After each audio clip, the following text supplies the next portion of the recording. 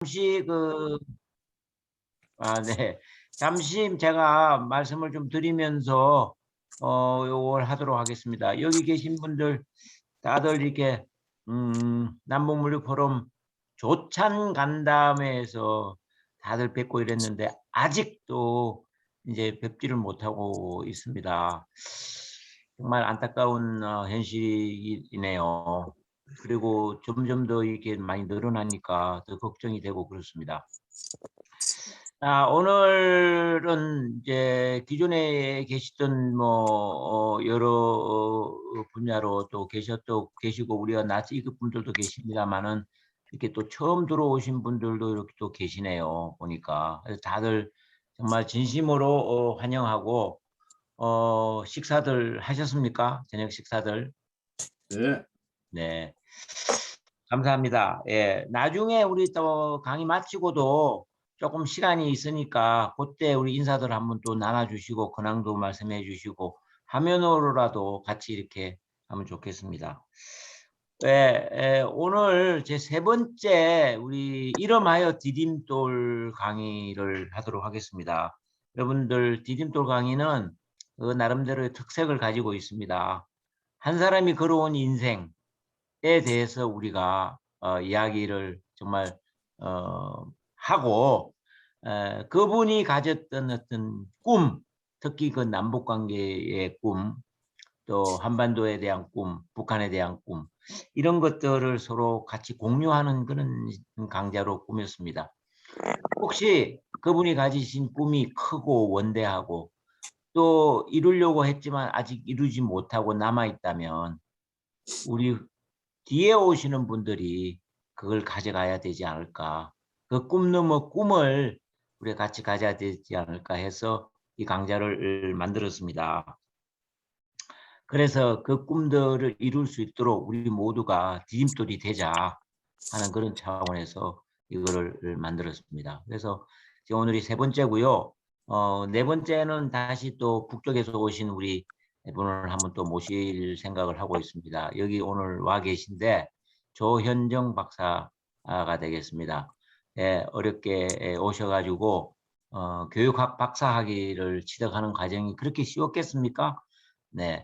그래서 한번 또 들어보는 그런 시간으로 일단 예고를 해드리겠습니다. 자, 오늘은 우리 너무나 우리한테 친숙하고 또 동고동락해왔던 저한테는 통일연구원에서부터 친구이자 동료로서 활동을 같이 해왔던 우리 전현준 박사님을 모시게 되었습니다. 전현준 박사님에 대한 소개는 우리 또 전현준 박사님의 이야기를 들으면서 충분히 잘 아실 거라고 생각이 들고요. 하여튼 저하고는 그 20년 동안 같이 한 연구원에 있었고 마친 이후도 지금까지 변함없이 함께 하고 있습니다. 자, 전현준 박사님이 살아온 인생의 길, 그 인생 파란을 어떻게 겪었으며 그분이 가지고 있는 전현준 박사님이 가지고 있는 남북관계의 꿈, 북한에 대한 생각 이런 거를 한번 들어보는 그런 시간을 하겠습니다. 여러분 다 음소거가 되어 있습니다만은 크게 환영의 박수를 한번 보내주시면 감사하겠습니다. 자, 박수. 자, 그러면 전현준 박사님이 일단 이야기를 하시고 어느 정도 하시고 난 다음에 질의응답을 가지는 시간으로 그렇게 한번 해보도록 하겠습니다. 자, 그럼 부탁드리겠습니다. 네네. 네, 반갑습니다. 뭐 대부분이 이제 아시는 분들이고 몇몇 분들은 처음 뵈신 분도 계십니다만은 어쨌든 반갑고 별 볼일도 없는 제가 무슨 삶에 대해서 얘기한다는 게 조금 쑥스럽기도 하고 주제 넘는 일입니다만은 그러나 또 어차피 한 번쯤은 거쳐가야 될 기회인 것 같아서 미리 또 맞는 매가 차라리 덜 아프다는 생각으로 여러분 앞에 이렇게 섰습니다. 반갑습니다. 모두 다 거의 다 동업자이기 때문에 이해가 빠르시리라고 생각이 됩니다. 그래서 우선 먼저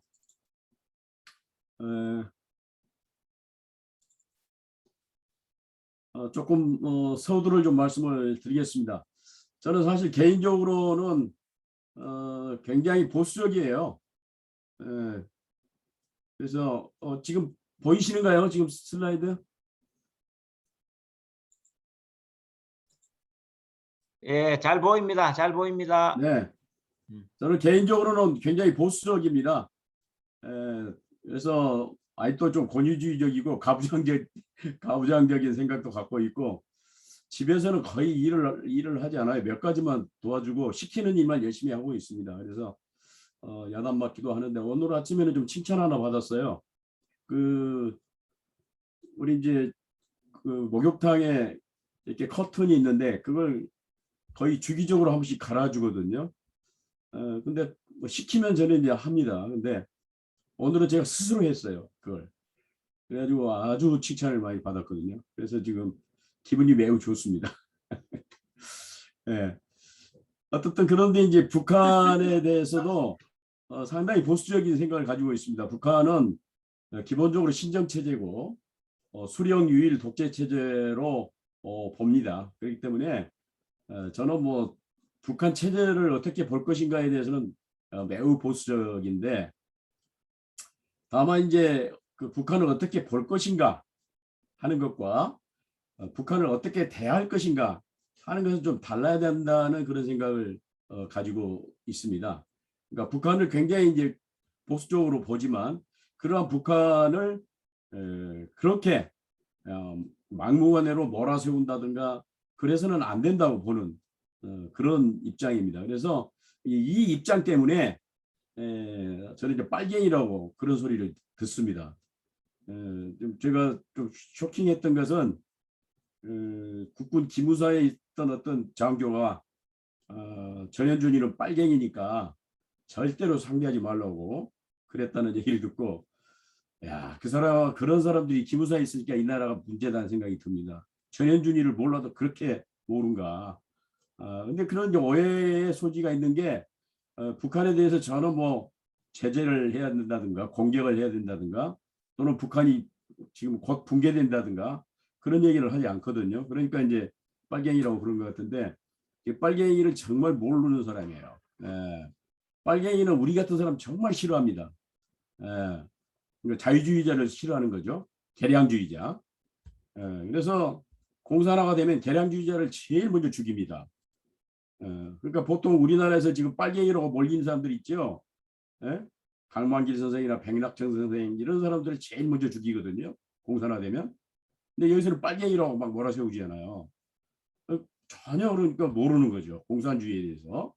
그런 사람들이 공산당을 잡는다고 빨갱이 잡는다고 앉아 있으니까 문제인 거지. 그래서 오늘은 이제 뭐 세부적인 문제에 대해서 천착하기보다는 어떤 전략을 좀 얘기할까 그렇게 생각을 합니다. 전략을. 그래서 북한은 말씀드린 대로 그렇게 쉽게 붕괴되지 않을 것입니다. 그렇기 때문에 또 통일도 그렇게 쉽지 않아요. 그렇다 한다면 그 과도기적으로 평화 공존을 유지해야 됩니다. 평화롭게 남북한이 살아야 된다는 것이고 전쟁하지 말고 그런 가운데 이제 언젠가 시간이 되면 통일로 가야 되겠죠. 통일을 하지 말자는 얘기는 아니죠. 그래서 평화 공존 얘기를 좀 쭉 할 것 같습니다. 남북 관계는 국가와 국가 관계가 아니죠. 당연히. 그렇지만 또 완전히 그냥 무슨 뭐 연합적인 그런 관계도 아니죠. 그래서 저는 그냥 준국가 관계다. 그렇게 얘기를 하고 어차피 이제 국가와 국가 간의 관계는 이제 국제 정치가 작동이 되죠. 근데 국제 정치는 우리가 흔히 얘기하는 대로 영원한 동지도 영원한 적도 없습니다. 오로지 국가 이익만 있거든요. 그렇다고 하면 남북 관계도 무조건적으로 국가 이익만 따지면 안 되겠죠. 거기에 그래서 플러스해서 민족 이익을 또 하나 첨가를 했습니다. 그래서 남북 관계는 이런 이제 국가 이익과 민족 이익이 공존하는 그런 관계라고 보고 뭐 그런 측면에서 보면 일정 부분 남북 관계에 있어서도 전략적 관계가 성립이 돼야 된다 그렇게 보고 있습니다. 그래서 이제 쭉 한번 말씀을 드려보면 제가 좀 가족적으로 상당히 좀 비극적이에요. 제 삼촌 한 분이 그 여기가 광주 무등산입니다 지금. 무등산에서 빨치산 토보를 하다가 전사를 하셨어요. 당시 24살이었는데 이것 때문에 저희 할머니가 굉장히 가슴 아파했고 할머니가 돌아가실 때까지 이 아들을 못 잊어서 그렇게 오매불망하시다가 돌아가셨어요. 저는 뭐 어렸기 때문에 잘 몰랐어요. 사실은 나중에 이제 공부하면서 보니까 그게 얼마나 큰 상처가 되고 큰 문제였는가 그런 걸 알게 됐는데 빨치산 보면 대개 보면 뭐 지리산을 주로 이제 빨치산 본거지로 얘기를 하지만 무등산에도 빨치산이 많이 있었다고 그럽니다 그때. 그래서 많은 저희 삼촌은 이제 경찰하다가 돌아가셨는데 많은 경찰들이 돌아가 있어요 여기서. 그것도 그거지만 또 아버지께서는 한국전쟁 때 징집돼 가지고 가셔서 54년에 부상을 당하셨습니다.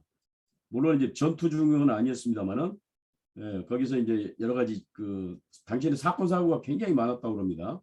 그래서 하여튼 사건 사고로 부상을 당했고 저는 사실 그 아버지 이제 이런 그 전상 때문에 쭉 국가의 도움을 받으면서 학교를 다녔습니다. 뭐 여러분들 대충 나이가 있으시니까 유자녀라고 그랬습니다. 유자녀. 여러분 주변에 유자녀라고 있었을 겁니다. 학교 다닐 때.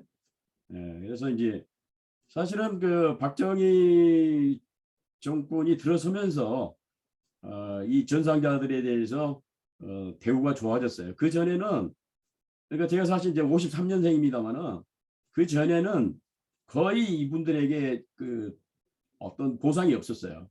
그래서 여러분들 기억나시죠? 상위군인이라고 있었어요. 상위군인. 근데 이분들이 이제 휠체어를 타든지 목발을 짚든지 아니면 이제 의족을 달고 다니면서 일반 주민들을 많이 괴롭혔을 겁니다. 50년대. 그 자녀였습니다. 제가. 여러분 중에는 그 사람들에게 돌도 던지고 그런 사람이 있었어요. 상위군인들에게. 지금 상위군인의 자녀로 컸고 그래서 그 애환이 많습니다. 어렸을 때는 많이 굶기도 하고 한 4월씩 굶었어요. 어머니가 어떻게 일을 해서 시장에 가서 뭘 좀 사오면 먹고 그게 없으면 굶었습니다. 그래서 북한을 이해하는데 이게 많이 도움이 됩니다. 굶주린다는 게 뭐고 굶주리면서 인간이 어떻게 살아나가는가. 그 굶주림을 경험한 사람들은 어떤 난관도 헤쳐갈 수가 있어요. 그러니까 최악의 상황까지 간 인간이나 체제는 굉장히 생존력이 강합니다. 그래서 지금 유력한 여당 후보로 달리고 있는 모 인사도 제가 그래서 이해를 합니다. 그 사람이 왜 욕을 하고 왜 그렇게 투쟁적이고 왜 그렇게 사는가. 대신 굉장히 강할 겁니다. 맷집이 강하고. 그러니까 이런 게 이제 의미를 이해하는데 북한을 이해하는데 이게 많이 도움이 됩니다. 제가 어렸을 때 이게 살았던 게. 그래서 뭐 나름대로 복수심이 굉장히 컸죠. 복수를 해야 된다. 우리 삼촌을 죽게 만들고 아버지를 저렇게 만든 그 사람들에 대한 복수심 그런 게 있었죠 사실은. 그게 이제 대체로 80년대 중반까지입니다. 이게 이때가 언제냐면 이제 대체로 이제 박사과정 입학할 때입니다. 이때가 이건 뭐 한번 이렇게 올려봤습니다. 반드시 내 손으로 죽일 거야. 근데 우리 아시다시피 우리는 반공교육의 세대들이죠. 그래서 때려잡자 김일성, 첨수자 공산당, 무찌르자 북경은, 이륙하자 유신가업. 우리 군대 있을 때 이거 많이 했지 않습니까?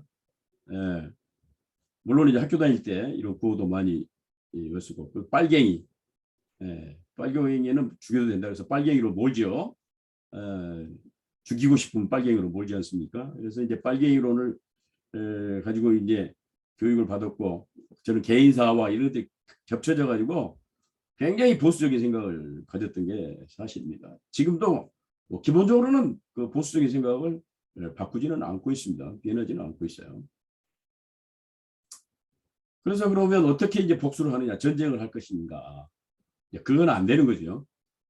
보시다시피 전쟁 피해는 너무나 많고 6.25 전쟁 때문에 약 500만 명 정도의 피해가 났다고 했지 않습니까? 2차 한국 전쟁이 일어나게 되면은 그건 지금보다 몇 배의 피해가 있게 되죠. 그건 안 된다. 그래서 제가 이제 1981년에 대학원을 진학을 했습니다. 이게 광주환경 직후인데 광주환경 얘기는 안 하려고 뺐습니다. 괜히 뭐 또 시비가 붙을 수도 있고 그래서 어떻든 그것도 영향이 있고 그래서 대학원에 진학을 하게 됐고 대학원을 특히 이제 박사과정 들어가면서 제가 그때는 이제 박사과정에 들어가면 강의를 할 수 있었어요. 그래서 이제 그 국민윤리 강의를 했거든요. 제가 국민윤리 강의를 하면은 당연히 공산주의 공부하게 되고 북한 공부하게 되거든요. 예.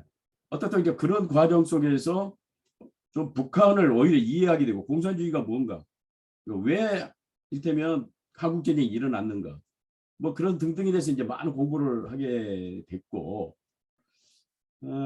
그래서 이제 이런 생각을 갖게 되면 용서를 해야 되겠다. 전쟁 아까도 얘기했지만 전쟁은 안 되는 거고 용서하자. 그렇지만 잊지는 말자. 우리가 뭐 흔히 쓰는 용어 아니겠습니까? 이런 것들을 이제 책을 보면서 배웠어요. 제가 용서하라.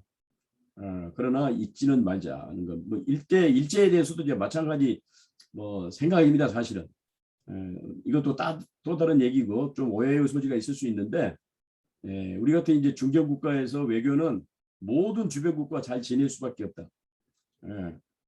그 얘기는 또 뒤에 가서 좀 하겠습니다. 그래서 이제 북한 연구를 본격적으로 하게 됐습니다. 아까 80년대 중반 이후로 그 과정에서 상당히 혁명적인 상황이 벌어지죠. 88년 노태우 정부가 칠친선언을 하게 되고 북방정책을 이제 쓰게 되고 북한 바로 알기 운동이 일어나면서 북한 원전들이 공개되기 시작했어요. 그래서 제가 그 80년대 후반 공부할 때는 노동신문도 봤습니다. 노동신문도 보고 이런 이제 물론 또 원전은 아니었습니다만은 조선노동 약사를 비롯한 수많은 원전이 우리나라 돌베개라든가 이런 이제 출판사를 통해서 공개가 됐습니다. 그래서 저는 이제 공부를 원전을 보면서 할 수 있는 원전 내지는 준원전에 준해서 공부를 할 수 있는 그런 기회를 받았습니다. 여기서 하나 이제 생각나는 것은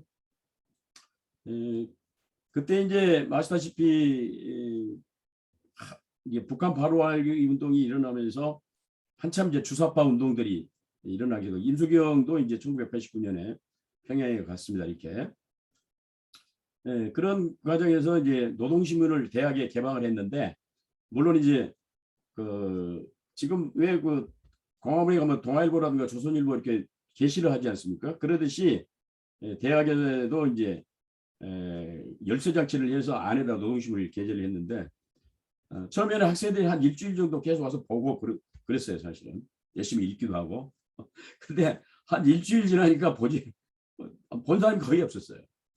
그래서 저는 개인적으로 지금 광화문에다 노동신문을 게재해야 한다고 생각하는 사람이에요.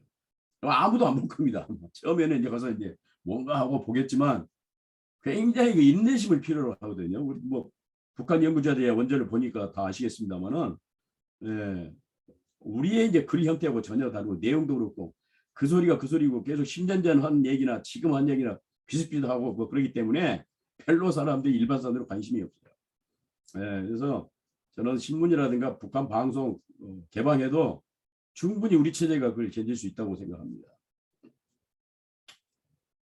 북한은 무언가 우리에게 많이 생각했어요. 형제관계인가, 부부관계인가, 이웃관계인가, 아니면 이렇게 시험 쌍둥이인가. 근데 우리는 이제 어렸을 때는 형제관계로 그렇게 배웠죠. 남북한은 형제다. 같은 동족이고 조상이 같고 그래서 뗄래야 뗄 수 없는 관계다. 그렇게 이제 생각을 했고 그렇게 배워왔거든요. 그래서 우리 이제 무조건적인 통일을 외치게 됐었고 그랬었는데 지금 보니까 형제관계가 아닙니다. 물론 형제인데 형제도 떨어져 살 수 있다는 거죠. 형제도 어떤 이유로 해서 이게 좀 다투게 되면 부모님 제사 때도 안 나타납니다. 그러니까 형제관계 아니에요. 그러니까 안 만날 수 있다는 거죠. 형제관계도. 안 만나고. 부부관계 사랑스럽죠. 근데 부부관계도 이게 찢어지죠. 예, 조그만 일로 찢어지고 싸웁니다. 이혼하죠. 예. 이웃관계 굉장히 친하죠. 뭐 이웃, 친한 이웃들 있으실 거예요. 근데 이게 또 어떤 이유로 해서 안 만날 수가 있습니다. 원수가 돼요. 시암쌍둥이 한때는 분리가 안 됐어요. 근데 지금은 기술이 발달해가지고 이게 다 분리가 됩니다. 예, 다 분리가 돼요. 떨어져 살 수 있어요. 안복을 살 수 있어요. 근데 남북관계는 그럴 수 없습니다. 분리가 안 됩니다. 이 북한을 보기 싫다고 떼어가지고 포크레인으로 들어서 이쪽으로 버릴 수 있습니까? 안 되지 않습니까? 우리가 보기 싫다고 해서 이사 가자 그래가지고 남한이 그대로 그냥 이쪽으로 그냥 갑니까? 어디 유럽으로 갑니까? 불가능하죠. 죽으나 사나 붙어서 사는 겁니다. 예, 떨어져 살 수 없습니다. 그런 관계입니다. 그러니까 우리가 뭐 혈연, 지연, 뭐 학연, 뭐 이런 그런 얘기를 안 하더라도 현실적으로 지정학적으로 자연적으로 붙어서 서로 보면서 살 수밖에 없다. 그런 관계라는 거예요. 예, 그런 관계인데 북한 체제라고 하는 것이 어떻게 보면 이제 굉장히 강고해요. 호락호락하지가 않습니다. 예. 늘상 보고 살아야 되고 아무리 보기 싫어도 북한이 뭐 도발을 한다든가 미사일 쏘면 바로 우리가 개입이 되지 않습니까? 이를테면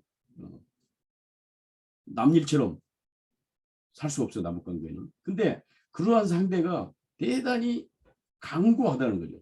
견고하다는 거예요. 그래서 저는 이제 앞서도 말씀드렸습니다만 북한을 신정체제로 보는 거고 상당히 유사종교 체제로 봅니다. 그러니까 정치가 종교화된 그런 체제로 저는 보는 거예요. 그러니까 종교가 지금 뭐 아프간도 그렇습니다만 종교가 정치화되는 것도 굉장히 강하지만 예, 정치가 종교화된 것도 굉장히 강합니다. 뭐 대부분의 정치는 일정 부분 종교성을 띱니다. 그렇잖아요. 우리 사회도 뭐 빠 있잖아요. 빠 무조건성, 예, 절대성을 가지고 있는 그런 사람들이 이제 정치는 필요로 하는 거고 그런 사람들이 없으면 사실 권력을 장악하기 힘들고 권력을 유지하기가 어렵죠. 빠가 없으면. 다만 이제 토인비도 얘기했지만 그런 빠가 너무 이제 교조화되게 되면 또 교조화될 수밖에 없다고 토인비는 보더라고요. 그러니까 그 교조화된 바가 붕괴되면서 다른 바가 나타나고 그래서 계속 교체가 된다는 거죠. 뭐 어쨌든 그래서 이제 북한은 정치가 종교화된 그런 체제이기 때문에 종교성을 띠기 때문에 굉장히 강하다는 거예요. 근데 그것은 이제 아마 우리 구한말 그 민족 종교가 여기 가미돼 있고 유교의 성리학적인 그 요소가 가미가 돼 있고 여기에 이제 기독교적인 요소가 가미가 돼가지고 굉장히 그 복잡한 좀 그 북한은 같은 신정 체제인데 좀 복잡해요. 민족 종교, 유교, 기독교 뭐 이런 것들이 합성된 그러한 이제 체제이기 때문에 굉장히 근본주의적입니다. 펀더먼털하죠. 그다음에 여기에서 가장 중요한 것이 자주죠. 자주 순혈주의. 그래서 언젠가는 외세를 물리치고 자주국가를 이룬다. 그러니까 천년왕국을 보통 이제 완전한 자주국가로 본다고 한다면 언젠가는 우리도 외세를 물리치고 중심에 서서 천년왕국을 이룰 것이라고 하는 그런 꿈을 가지고 있는 체제입니다. 그래서 이건 영생론인데 영생론. 종교에서는 영생론이 있는 거죠. 그러듯이 북한도 위대한 김일성 동지와 김정일 동지는 영원히 우리와 함께 계신다. 영원히 우리와 함께 계신다. 영생론입니다. 영생탑도 있고 그러는데요. 굉장히 종교성이 강하다. 북한에는 사실 종파가 없습니다. 파벌이. 그래서 50년 종파 사건 이후로 모든 파벌이 이제 없어진 거고 그래서 수련 유일 체제를 유지한 거죠. 물론 이제 그 뒤에도 많은 숙청이 있습니다. 56년 이후에도 많은 숙청이 있었는데 왜 파벌이 없는데 숙청이 있느냐. 근데 파벌은 없지만 여러 가지 이제 환상을 가진 사람들이 나타나기 때문에 그러니까 뭔가 좀 다른 생각을 가진 사람이 나타나기 때문에 끊임없이 그 사람들을 숙청합니다. 끊임없이 제거하죠. 그래서 심지어는 이제 김정은이 같은 경우는 장성 때까지 숙청, 자기 삼촌까지 이제 숙청을 하는 그런 건데 이게 이제 그 체제를 유지하는 하나의 수단인 거죠. 그래서 북한은 모든 조직이 일원화돼 있고 그 모든 조직은 서로 감시 통제하고 다른 사람을 이제 감시 통제하는 그런 조직이라고 보면 되겠습니다. 그래서 배교자에 대해서는 응징하는 그런 거죠. 그래서 대체로 이제 유사 종교일수록 배교자에 대한 응징이 아주 처절하죠. 우리는 보통 숙청이라고 그렇게 얘기하는데 그래서 종교적인 응징에 가깝기 때문에 굉장히 잔인합니다. 지금 아프간이라든가 뭐 이런 탈레반들이 하는 그런 숙청과 거의 뭐 맞먹는 숙청을 하고 있는 겁니다. 그렇지 않으면 체제 유지가 안 되는 거죠. 대체로 이제 그 어떤 체제가 무너지기 위해서는 대한사상으로 무장한 대한 세력이 있어야 됩니다. 쉽게 얘기하면 반체제 세력이 있어야 되는데 이게 이제 북한은 존재하기가 어렵죠. 대한사상은 군주도 잘못하면 민중에 의해서 처단될 수 있다고 하는 소위 이제 계몽주의, 로크의 자유주의 사상이죠. 이게 이제 프랑스 대혁명의 기본적인 사상이었습니다. 군주도 잘못하면 민중에 의해서 처단될 수 있다고 하는 이런 대한사상이 있어야 되고 그 대한사상으로 무장한 일정한 세력이 있어야 됩니다. 근데 사실은 그 세력만 가지고는 안 돼요. 그 세력이 행동을 해야 됩니다. 행동을 해야 되고 거리로 나가야 된다는 것이죠. 그다음에 또 중요한 것은 거리로 나간 그 세력에 대해서 공권력이 장악을 할 수 있는 그것이 공권력으로 그 대한 세력의 행동을 제압할 수 있느냐 없느냐가 중요하거든요. 그러니까 어떤 체제가 붕괴되기 위해서는 대한 사상, 그다음에 대한 세력, 그다음에 행동, 그다음에 공권력의 무력화 이 네 가지가 맞아떨어져야만이 체제가 붕괴가 되는데 북한에는 이 네 가지가 거의 성립이 안 돼요. 대한 사상도 없고 물론 뭐 있을 수 있죠. 근데 이게 주된 사상이 아니라는 거죠. 제가 이제 북한 갔을 때 느낀 것인데 김일성 종합대학 철학과 교수가 저를 봤어요. 그 보이부 젊은 보이부원을 뒷담화 까더라고. 젊은 놈들이 아무것도 모르는 놈들이 어쩌고저쩌고 한다고 이렇게 투덜투덜 하더라고요. 분명히 그래서 북한에도 황장혁 같은 사람들이 있습니다. 근데 그것이 보편적인 사상으로 대한사상으로 확산이 안 되고 있다는 거고 그러니까 당연히 그 대한사상으로 무장한 대한 세력이 없는 거죠. 당연히 반체제 세력이 없는 거고 그러니까 당연히 행동도 없는 거고 당연히 공권력은 엄청나게 잘 작동되고 있고 그런 상황이기 때문에 북한에서 어떤 그 체제가 붕괴된다는 것은 쉽지 않습니다. 이제 테다 스카치폴도 이제 그런 얘기 했는데 어떠한 상황에서든 강제력이 통제력이 발동이 되면 혁명은 일어나지 않습니다. 그렇잖아요? 그러니까 어떠한 상황이 되든지 아무리 폭동이 일어나든 만약에 공권력으로 그걸 제압할 수 있는 능력이 있으면 혁명은 일어나지 않는 거거든요. 그래서 많은 나라에서 북아프리카라든가 뭐 중동에서라든가 많은 민주화운동이 일어났습니다만 공권력에 의해서 다 제압이 됐습니다. 그런데 하물며 북한에서는 그 시위조차도 지금 일어나지 않는 상황이기 때문에 굉장히 체제가 공고화된 거죠. 제재도 마찬가지입니다. 제재도 이렇게 항복을 해야 되는데 이렇게 대항을 합니다. 이렇게.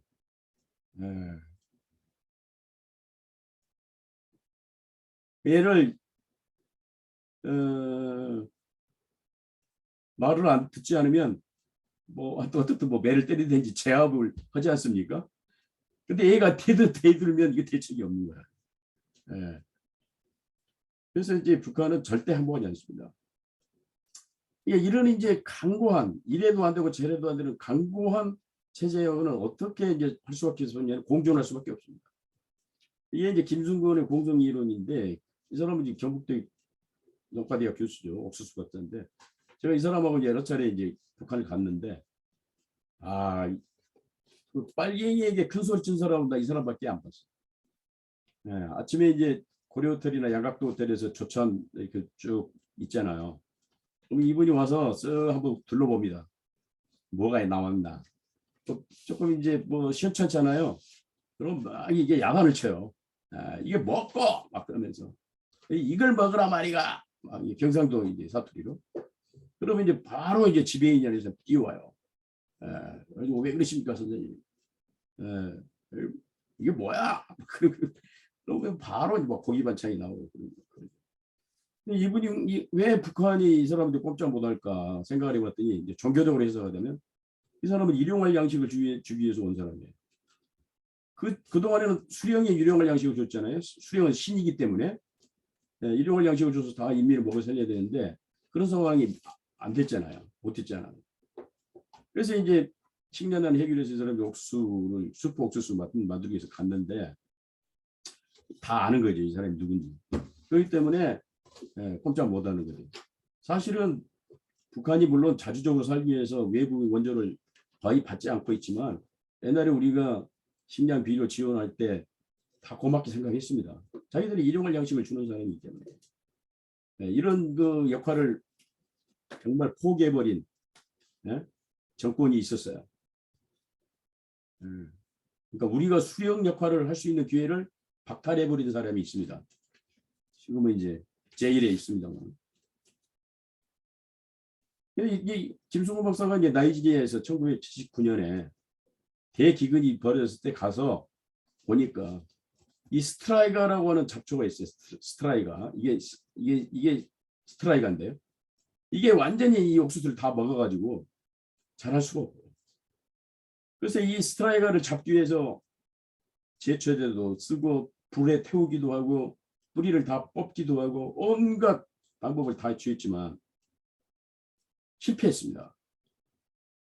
그래서 이 사람이 생각해낸 게 뭐냐면 이 스트라이가와 공존을 할 수 있는 옥수수를 개발하자. 그래서 이 사람이 이걸 발명해낸 거예요. 이게 스트라이가와 공존할 수 있는 옥수수를 발명해서 이렇게 된 거예요. 이렇게. 그래서 이 사람이 노벨상 후보까지 올라간 거 아니에요. 그리고 아프리카의 영웅입니다. 이 사람. 네. 이 사람이 이 얘기를 나한테 많이 해줬어요. 공존을 할 수밖에 없다. 죽여도 안 죽인 대상하고는 공존할 수밖에 없다. 다른 방법이 없다. 이게 이제 뭐 이건 생물이긴 합니다만은 인간 세상에 비유할 수 있다는 거예요. 그럼 북한과 공존해서 무슨 효과가 있느냐? 엄청난 이익이 있는 거죠. 지정학적 리스크도 해소하고 코리아 디스카운트도 완화하고 뭐 해외 조달 비용 절감, 뭐 해외 투자 증가, 기업 가치 상승, 분비 절감, 경제부 투자할 때 경제 성장, 뭐 여러 가지 이익이 있습니다. 근데 이제 이걸 일반 사람들은 모르죠. 퍼준다고 하는 거죠. 북한에게만 이익된 이게 만든다고 이제 빨갱이라고 이제 그렇게 이제 요구해야 되는데 나는 그래서 이 정부가 역대 정부가 이 홍보 내지는 선전선동 이런 것이 실패했다고 봅니다. 지금도 마찬가지예요. 지금도 이 정부는 홍보를 못하고 있습니다. 국민들이 이런 거 잘 몰라요. 퍼주는 것만 알지. 경제적, 정치적, 그러니까 전쟁 가능성이 낮아지는 것만 해도 수천조 원에 해당되는 거 아닙니까? 전쟁 가능성만 없어도 그 돈이 얼마나 그 많은 이익이냐 이 말이죠. 경제적으로는 또 말할 것도 없고 이런 이익이 있는데 퍼준다고 내몰돼 있고 거의 여기에 대해서 대책을 강구하지 못하고 있습니다. 그러면 이제 이런 질문을 하죠.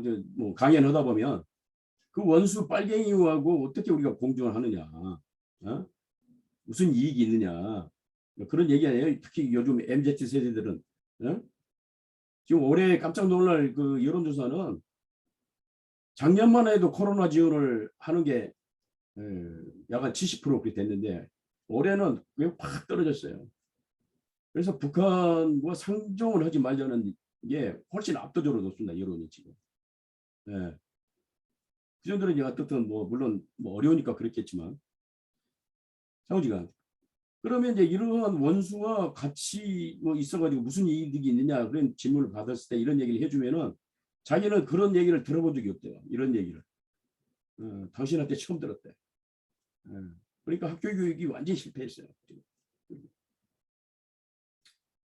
그러면 이 세계사적으로 봤을 때 이 왼수와 같이 지내는 사람들이 없느냐? 너무너무 많아요. 전략적으로. 네. 우선 당장은 뭐 우리 회장님 잘 아시겠습니다만 이 유럽연합을 탄생시킨 게 누구죠? 이게 모네, 장 모네와 슈망 아닙니까? 1950년에. 그러면 우리가 알듯이 프랑스와 독일은 철천지 원수입니다. 이거. 예? 이 나폴레옹 전쟁부터 시작해서 보불 전쟁, 1차 세계대전, 2차 세계대전 수천만 명이 죽었거든요. 이게. 물론 이제 독일도 많이 죽었지만 프랑스, 영국, 뭐 유럽 할 것 없이 우리하고 일본하고 관계는 아무것도 아니고 우리하고 북한 관계는 아무것도 아니에요. 프랑스와 독일 관계는. 네? 근데 이렇게 잘 살지 않습니까? 물론 이제 속내까지 다 내주는 건 아니에요. 아까도 했지만 용서를 해라. 그러나 잊지는 말아라는 게 여기 있어요. 2000년 우리 그 월드컵 했잖아요. 예. 제가 그 지하철에서 프랑스 사람을 만났어요. 근데 그때가 왜냐면 독일하고 그 무슨 그 4강전인가 할 땐가 뭐 그래요. 독일하고 결승전 했나요? 근데 프랑스 사람이 뭐라고 하잖아요. 독일을 박살을 내줘야 한다는 거야. 너희들이. 그러니까 같이 이제 유럽연합으로 같이 살아요. 막 돌아다니고 여행도 하고 뭐 도와주고 뭐 정상회담도 하고 하는데 속은 절대로 용서 못하죠. 그러나 전략적으로 그렇게 소통하면서 사는 거예요. 그래야 이익이 되니까. 전쟁 아니 않고 사는 게 좋은 거니까. 그런 겁니다. 이게. 베트남도 마찬가지죠. 미국과 베트남 철저히 원수 아닙니까? 95년에 수교했어요. 미군이 약 6만 명 전사했죠. 근데 왜 베트남하고 전략적 제휴가 돼요? 이건 더구나 이건 시스템이 달라요. 자본주의와 사회주의지 않습니까? 예? 근데도 이렇게 전략적 동반자 관계에 수교해가지고 중국 견제라고 하는 국가 이익 때문에 베트남은 미국을 통해서 중국 견제하고 미국은 베트남 통해서 동남아에서 중국 견제하는 이런 이제 전략적 이해관계가 있으면 이렇게 관계 개선을 하는 거예요. 이익이 있으면 국가 이익이 있으면 뭐 한중 관계도 마찬가지죠 사실은. 92년에 우리가 수교했지 않습니까? 이제 북방정책 내지는 한반도 평화 문제 때문에 수교를 했어요. 6.25 때 이렇게 싸웠지만 철저히 원수지 어떻게 보면. 전략적 이해관계가 있으면은 이렇게 같이 사는 겁니다. 한일 관계도 마찬가지예요. 이렇게 했잖아요. 박 대통령이. 근데 경제발전이라고 하는 국가 이익 때문에 이 원수와 수교를 한 거예요. 이도 마찬가지고 뭐 사실은 박정희 정권에서도 68년에 1.1 사태가 일어났지만 4년 후에 7.4남북 공동성명 한 거 아니에요? 이유라이 가서 김일성이 더 악수하고 뭐 이런 이제 전략적인 계산을 하는 거예요. 그래서 전략적 이익이 있으면 원수하고도 같이 사는 거죠. 여기 전두환도 마찬가지고 아웅산 테러가 83년에 있었지만은 84년에 수재 문자를 받잖아요. 그래서 85년에 이사가족 상봉도 있게 되고 그래서 이제 이런 이제 전략적 선택을 하는 건데 사실은 지금 가장 중요한 게 이제 미국 문제인데요. 남북 관계가 이렇게 계속 꼬이고 그러는 것은 사실 남북한만의 이제 문제가 아니기 때문에 이제 복잡합니다. 북한 핵 문제 같은 것도 마찬가지예요. 지금 이스라엘, 인도, 파키스탄이 불법적으로 핵을 개발해가지고 가지고 있는데 미국이 여기에 대해서 전혀 문제 삼지 않습니다. 왜 그럽니까? 이스라엘, 인도, 파키스탄이 미국의 친구거든요. 그러니까 핵 문제도 굉장히 정치적인 문제입니다. 인권도 마찬가지고 정치화돼 있어요. 내로남불이죠. 나나 내 친구가 가지고 있으면은 상관이 없어요. 문제가 안 돼요. 왜? 그 친구가 나를 공격을 하지 않는다고 믿기 때문에 그렇죠. 문제 안 삼아요. 근데 이제 적이 가지고 있으면 문제가 되는 거죠. 나를 공격할 가능성이 있기 때문에. 그러면 어떻게 하면 되느냐? 물론 이제 핵을 없애는 게 최선이죠. 완전히 없애는 게 최선이지만 쉽게 이제 북한이 핵을 없애지 않죠. 그렇다면 어떻게 해야 되냐? 북한이 미국을 공격할 필요가 없는 사이가 되면 되는 거죠. 친구가 되면 되는 겁니다. 뭐 이건 이거 이제 유사한 사람 트럼프하고 이제 김정은이가 이걸 이제 퍼포먼스를 한 건데 이거 뭐 진짜는 아닙니다. 친구를 만들면 되는 거예요. 예. 그래서 결국은 이제 손자병법이 있는 건데 안 싸우고 이기는 것이 최선이다. 뭘 하고 피 흘리고 싸우냐. 안 싸우고 이기는 것이 최선이다. 그런 얘기고. 다시 말씀드리면 영원한 적도 영원한 동지도 없습니다. 국제정치에서는. 예. 국가의 힘만 있는 거죠. 좀 두서없이 얘기를 했습니다만은 결국은 이제 개인적으로는 정말 북한은 빨리 변해야 된다고 생각합니다. 뭐 저런 체제가 계속 있을 수는 없는 건데 우리가 없어지라고 한다고 해서 없어지는 그런 이제 체제는 아닌 거고 어차피 이제 아까도 얘기했지만 강고한 체제이기 때문에 굉장히 오래 갈 겁니다. 여기 이제 김일성 사망 때인데 제가 좀 놓쳤는데 이 사진 한번 봐주실래요? 굉장히 젊었죠. 민족통일연구원 시절인데 이게 1944년 아니 이제 1994년 김일성이가 죽은 이후 텔레비에 나와서 인터뷰할 때인데 대부분의 그 당시 전문가들이 김일성 체제가 곧 붕괴된다고 다 그렇게 얘기했어요. 그때 이제 저는 외롭게 붕괴 안 된다고 하다가 이제 빨갱이로 몰리기도 하고 욕도 먹고 이제 그랬습니다만은 이제 정확히 봐야죠. 북한은 정확히 봐야 됩니다. 예, 하여튼 그래서 강고한 저런 체제와 전쟁을 하지 않고 어떻게 하면은 평화 유지를 할 건가? 그 전략적인 거죠. 그 방법에 있어서 전략적 선택을 해야 된다. 스트래티직 초이스를 해야 되고 그 전략적 선택은 이제 리더의 몫입니다. 되게 레이스 클라인 모델에 의하면 그 리더십이라고 하는 게 매우 중요하거든요.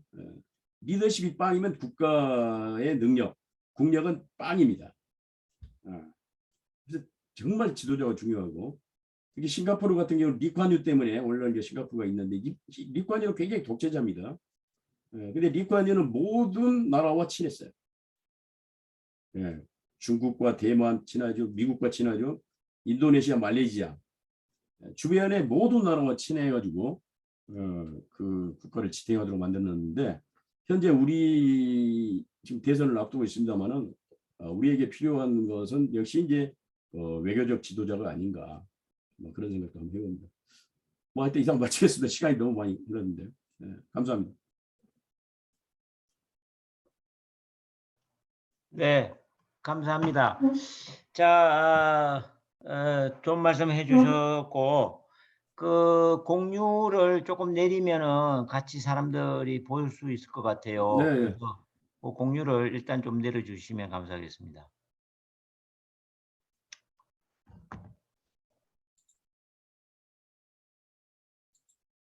화면 공유 중지라는 거 있죠? 옆에 밑에 커서를 밑으로 내려보면은 이렇게 쭉 생기지 않습니까? 거기에.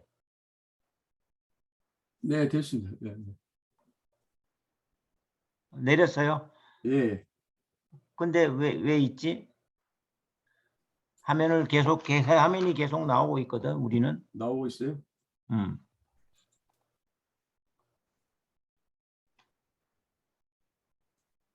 안 들었어요, 또?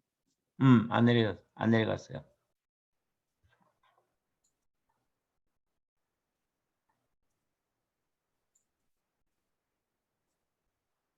그 화면 공유 옆에, 그렇지, 오케이. 중지를 해서, 예, 감사합니다. 예. 여러분 잘 들으셨습니까? 네네. 여러 가지 질문이 나올 수 있을 것 같습니다. 우리가 북한을 어떻게 볼 것이며 어떻게 같이 살아야 될 것인가, 어쩔 수 없이 같이 살 수밖에 없다라는 그런 공존의 논리, 그럴 경우에 우리는 어떤 전략적 선택을 해야 되며 그 전략적 선택의 방향을 제시하고 할 수 있도록 하는 것이 최고 국정권자 리더의 몫이 아니냐, 이렇게 이야기를 해주셨어요. 그래서 일단 박수 한번 보내주세요. 수고 많으셨습니다. 네네. 자, 여러분, 그 전현준 박사께서 이야기하신 거를 좀 더 우리가 구체적으로 우리 이분이 가지고 계시는 우리 전현종 박사가 가지고 계시는 어떤 남북 관계에 이제 꿈이 있을 거 아니겠습니까?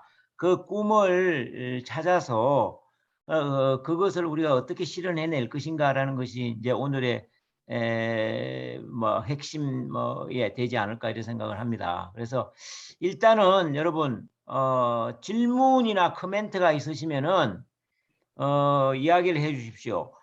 여기 하는 방법은 채팅창에다가 올릴 수도 좋고 아니면은 그 여러분 커서를 밑으로 내리면은 반응이라는 게 있습니다. 제일 오른쪽에. 그러면 거기에 손바닥이 이렇게 보여요. 손들기가 있습니다. 그거를 클릭하시면은 그 부분은 제일 앞으로 와집니다. 화면의 제일 위로 앞으로. 그러면 이제 질문이 있는 걸로 해서 질문을 하셔도 좋고요. 아니면은 지금 화면에 보이면은 사람이 몇 분 안 되시니까 손을 이렇게 흔들어 주시면은 들어주시면은 질문을 하실 수가 있겠습니다.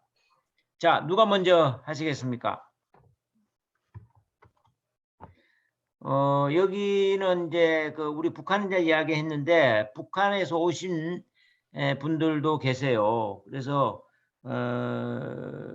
들으시고 공감되시는 분이라든지 또 내가 살아봤지만 뭐 꼭 그런 부분은 아닌 것도 있을 수도 있다. 이렇게 이야기하실 부분도 있을 수도 있겠어요. 그래서 한번 말씀을 해 주셔야 되는데 다들 첫 번째 이 아이스 브레이킹이 잘 안 되는 것 같아요. 그래서 누가 먼저 이야기 를 먼저 할까요? 홍철기 교수님, 예, 손 드셨습니다. 예, 예, 예, 예, 예. 부탁드리겠습니다. 네. 아니, 왜냐하면 이제 잘 모르는 제가 질문을 드리는 게 나을 것 같아요.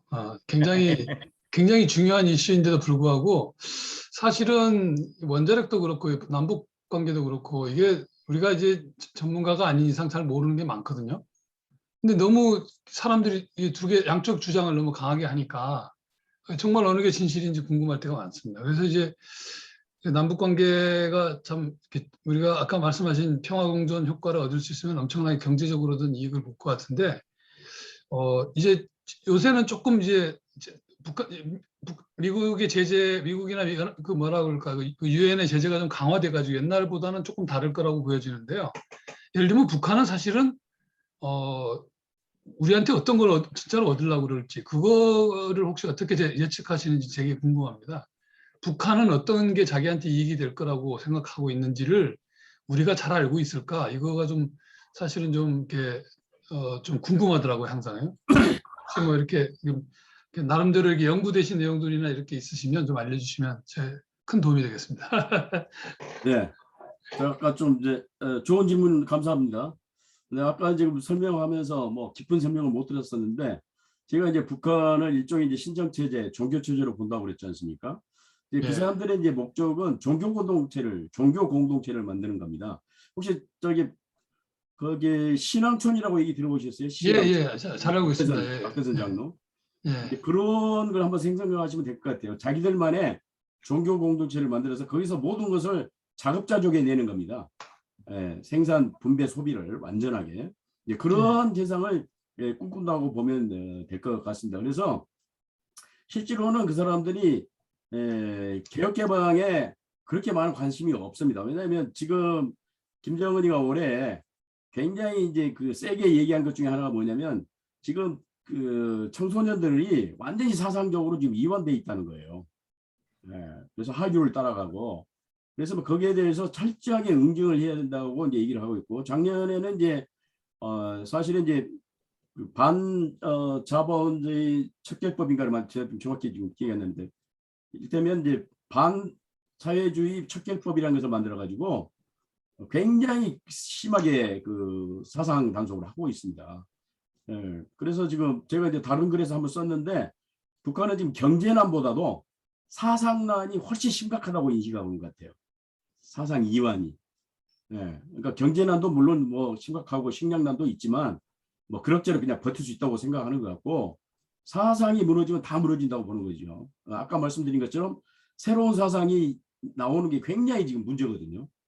새로운 사상이 들어오고 그 새로운 사상으로 무장한 일단의 세력이 생성되는 게 가장 무서운 거잖아요. 예, 거기에 대해서 이제 공포심을 갖고 있고 이제 그것이 새로운 사상이 어떤 식으로 주입이 됐냐면은 우선은 중국과의 관계. 그러니까 90년대에 북한이 너무 어려웠을 때 중국과의 관계가 굉장히 확장이 됐거든요. 거기를 통해서 사실은 이제 새로운 문물들이 사상들이 많이 유입이 됐어요. 근데 어쩔 수 없이 받아들일 수밖에 없었지만 그다음에 남한과의 관계가 또 개선이 됐잖아요. 금강산 관광, 개성 관광, 그다음 평양 관광까지 우리가 다 했으니까 묘양산, 백두산 다 했잖아요.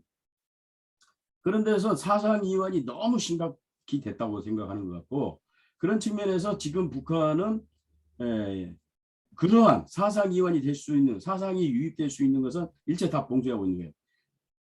근데 마치 코로나가 또 생겼잖아요. 그래서 잘 된 거예요. 또 어떻게 보면 코로나는 합법적으로 정말 통제를 할 수 있는 그 하나의 핑계거리가 되는 거기 때문에 그런 등등으로 해서 지금 전면 통제를 하고 있습니다. 근데 이제 우리가 생각할 때는 북한이 물론 이제 개혁 개방을 안 한다는 게 아니라 김일성에 의하면 모기장식 개방을 한다고 그랬습니다. 모기장식 개방. 김일성만 해도 어떻게 보면 상당히 조금 그 깨어있는 사람이라고 봐야죠.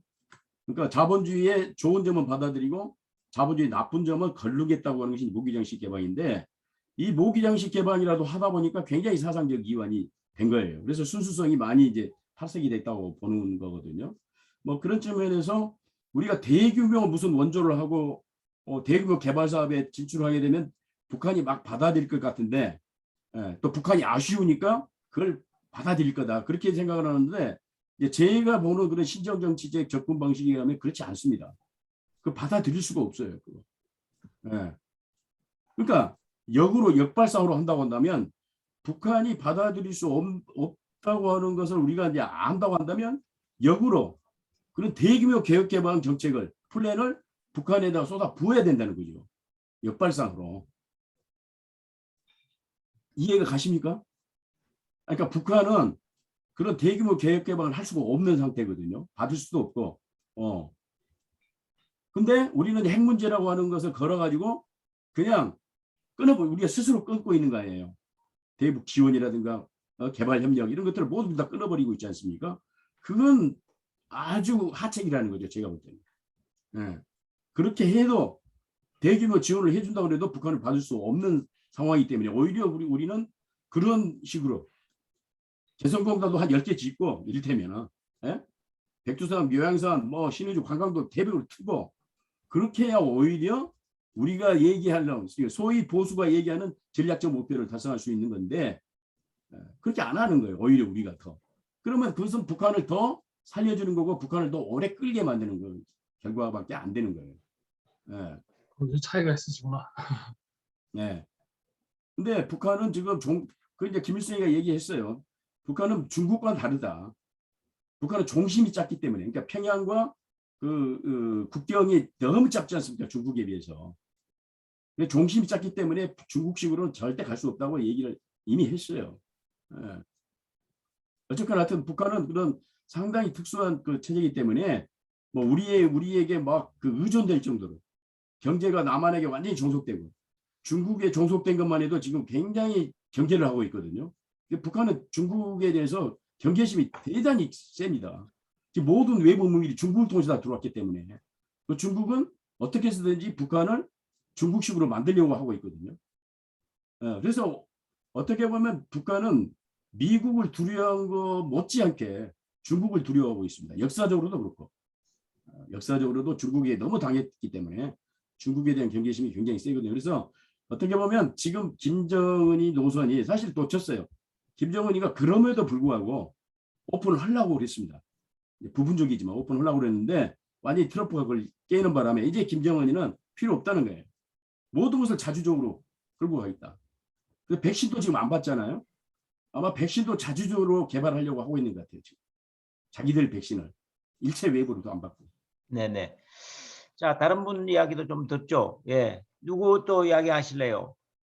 이야기 없으신가요? 그러면 제가 한번 말씀을 좀 할까요? 누구든지 권영민 박사님. 드릴까요? 예, 권영민 박사님, 예, 먼저 하십시오. 예. 전현준 박사님 말씀 잘 들었습니다. 예, 그 약간 개인적인 그런 질문을 드려보려고 하는데요. 이게 이제 북한 공부를 하면서 뭐 상당히 여러 고생을 하시고 의견도 있고 한데, 야, 이거 내가 이거 해가지고 이게 이제 그것이 쓸모가 있고 보람이 있고 뭐 그래야 될 텐데, 야, 이게 내가 공부를 하기는 했지만 내 말을 뭐 남이든 북이든 다 잘 들어주지도 않고 변화도 없고 지지부진하고 뭐 그런 상황이 계속되고 또 당분간 앞으로도 그럴 것 같고, 이렇게 되면 야, 내가 이 공부를 제대로 했나 잘못한 거 아닌가? 차라리 내가 다른 공부를 할 걸, 뭐 그런 생각을 하시는지, 뭐 이게 뭐 아니 뭐 그래도 내가 참 이걸 하길 잘했다 이런 생각이 드시는지, 내가 이 북한을 정치를 공부를 한 내 인생의 그 방향 설정에 대한 어떤 의견이 있으시면 한번 듣고 싶습니다. 그런 이야기를 해주셨어야 돼. 예, 뭐, 뭐 그런 생각을 안 했다면 거짓말이죠. 이거 뭐 하려고 이걸 했나? 뭐 돈이 된 것도 아니고. 예? 그나마 또 뭐 북한 공부를 뭐 경제를 차라리 경제를 하든지 그래서 좀 더 나을 텐데 정치 공부해가지고 뭐 아무 소용도 없고 뭐 그런 생각을 뭐 전혀 안 했다고 거짓말이고 뭐 했습니다. 근데 이제 운명인 것 같아요. 제가 이제 공부를 원래는 이제 사실은 제가 대학원에서 제3세계 공부를 좀 했거든요.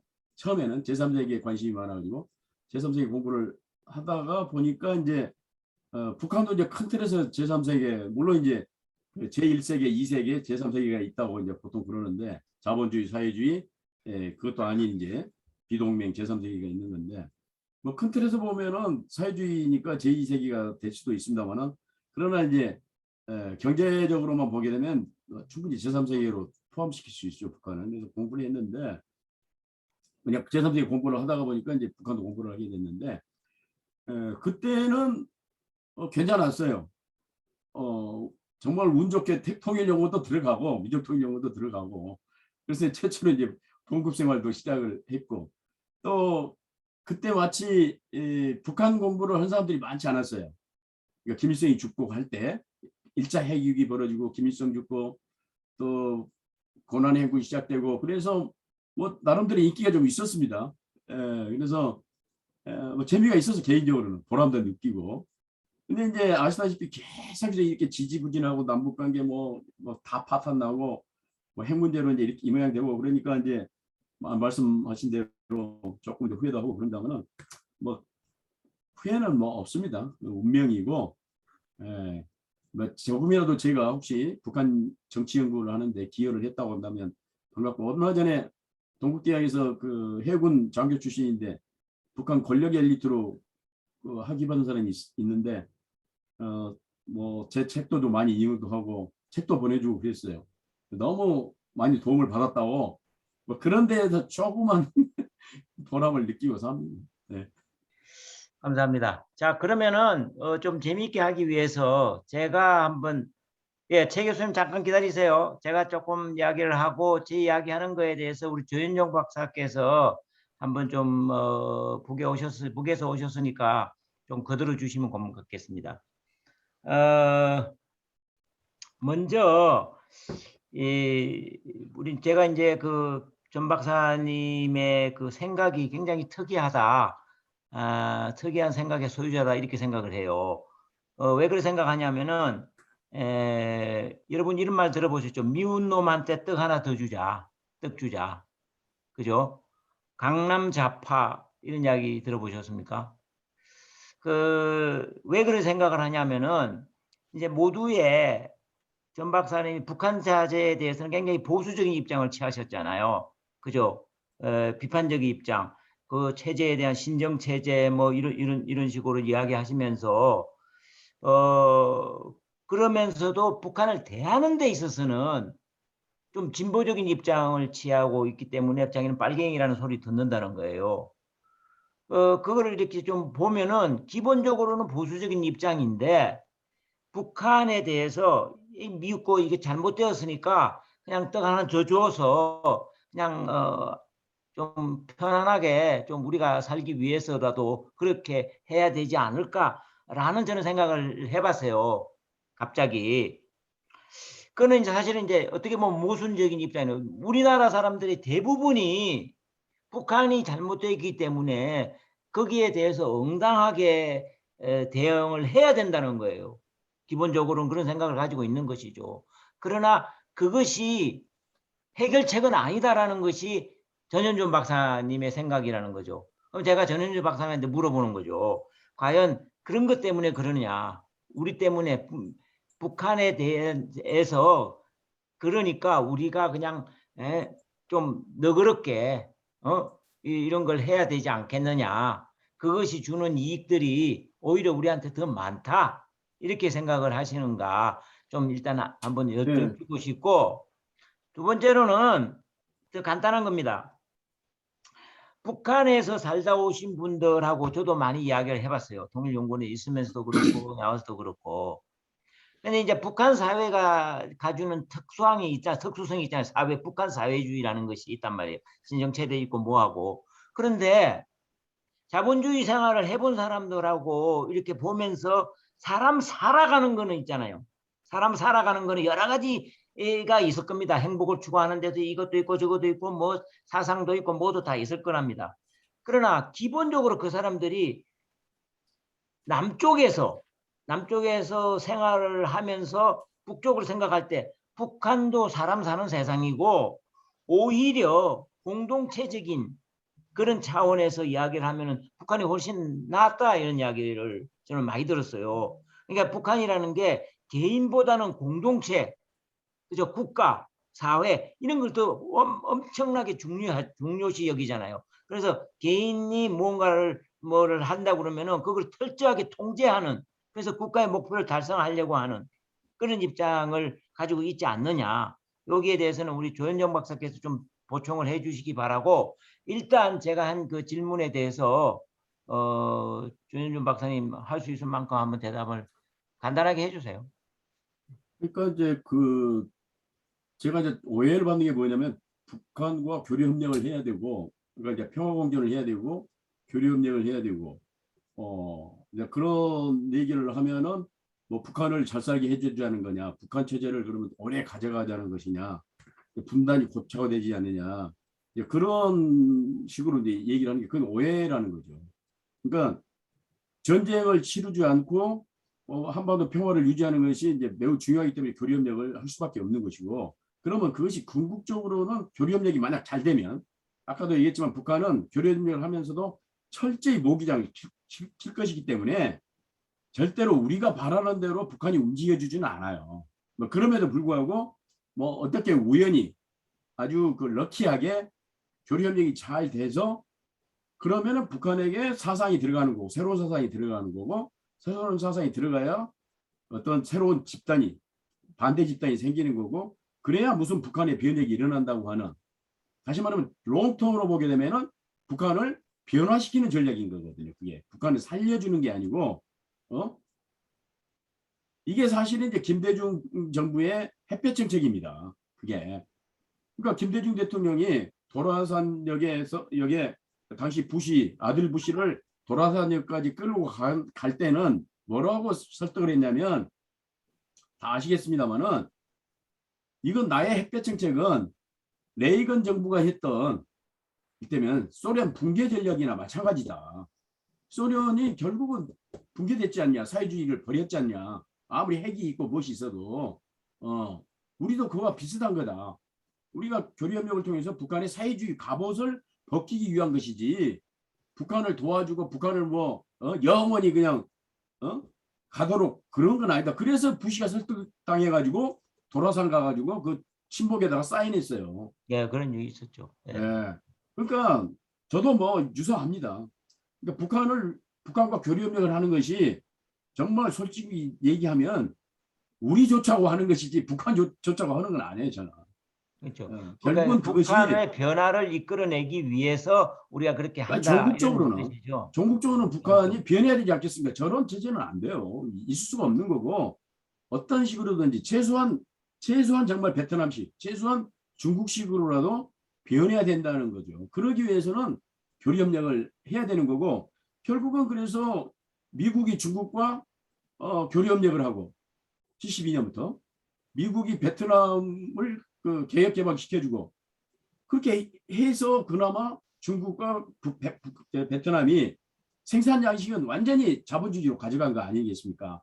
물론 미국과 중국이 지금 뭐 전략 경쟁을 하고 있고 패권 경쟁을 하고는 있습니다만은 중국은 그렇게 변화시키고 베트남을 변화시킨 게 미국의 그런 전략이었다. 전략적 선택이었다. 그렇게 봅니다. 근데 우리가 생각하는 북한의 변화를 북한이 받아들이지 않을 수가 있잖아요. 나는 그런 변화 싫어. 나는 우리 혼자 있어도 돼. 그러니까 쉽지 그렇죠? 않아. 그렇게 생각하잖아요. 예. 북한도 사실은 잘 살고 싶어 하지 않겠습니까? 그렇지만 너네들이 그런 걸 강요한다는 거는 있을 수가 없다. 우리 길을 가겠다. 자력 경생 뭐 이런 거라는 것이죠.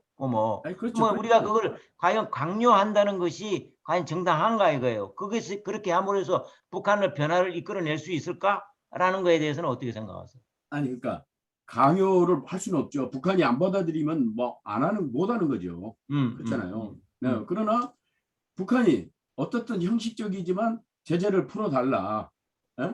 그러면 물론 뭐 자기들 힘으로 살겠다는 게 제재를 풀면은 자기들 인력 수출하고 자기들 자원 수출해 가지고 돈을 벌어서 그런 돈으로 자기들이 스스로 자급자족 경제를 이끌고 가겠다는 게 지금 북한의 뜻이거든요. 그럼 그렇기 그게 때문에 잘못된 거예요? 그러면? 아니 뭐 잘못됐다고 보는 거 아니 보진 않아. 잘못된 건 아닌데. 그렇게라도 근데 왜 그걸 뭐 안 먹고 풀어주지? 살 수 있고 전쟁할 생각이 없도록 만드는 것은 중요한 거죠. 그게 네네. 아니 지금은 그러니까 왜 일본이 진주만을 공격했으며 왜 히틀러가 2차 세계대전을 일으켰냔 말이에요. 강한 경제적 제재 때문에 전쟁을 일으켰거든요. 양쪽 다. 그러니까 너무 강한 경제제를 하게 되면은 이판사판으로 전쟁할 수도 있거든요. 일으킬 수도 있고 그렇죠. 그런 게 없겠지만 네, 그럴 수도 있어요. 너무 독일 같은 너무 경우에는 대상금 혼란에 때문에. 몰면은 근데 그런 걸 왜 만드냐 이거죠. 왜 그런 상황을 만드냐 이거죠. 전쟁을 일으킬 수밖에 없는 상황으로 왜 몰고 가냐 이거죠. 그럴 필요 없어요. 예. 전쟁을 일으키는 상황으로 누가 몰고 가는 건데요? 아니, 북한이? 미국이 일단은 몰고 가고 아, 있는 거고. 미국이? 예. 거기에 대해서 우리는 어쩔 수 없이 힘이 없으니까 따라가지만 어느 정도는 우리가 자율성을 우리나라도 보일 수 있어요. 이제 중견 국가거든요. 예? 이게 새우가 아니에요. 우리가 돌고래지 이제는. 그러면 어느 정도 우리가 자율성을 확보를 해서 우리 나름대로 대북정책을 펼 수 있는데 그저 뭐 미국 무서워가지고 아무것도 못하는 이런 상황 아닙니까 지금. 좋습니다. 뭐 다른 분들도 있을 것 같은데 정현정 박사님 뭐 생각나는 거 있으면 한번 말씀해 주실래요? 일단 여기 이 대목에서 혹시 이야기하고 싶은 거 있으시면. 저 말씀하신 건가요? 네네. 아, 예. 네, 안녕하세요. 조현정입니다. 전현준 박사님 강의 잘 들었습니다. 지금 강의를 들으면서 이제 저 개인적으로 몇 가지 이제 들었던 생각에 대해서 좀 말씀을 드리고, 그리고 아까 그 김영윤 회장님께서 이제 저보고 이어졌으면 좋겠다라고 말씀해 주셨던 부분에 대해서 두 번째로 얘기를 드릴까 합니다. 일단은 개인적으로 이거는 제 생각인데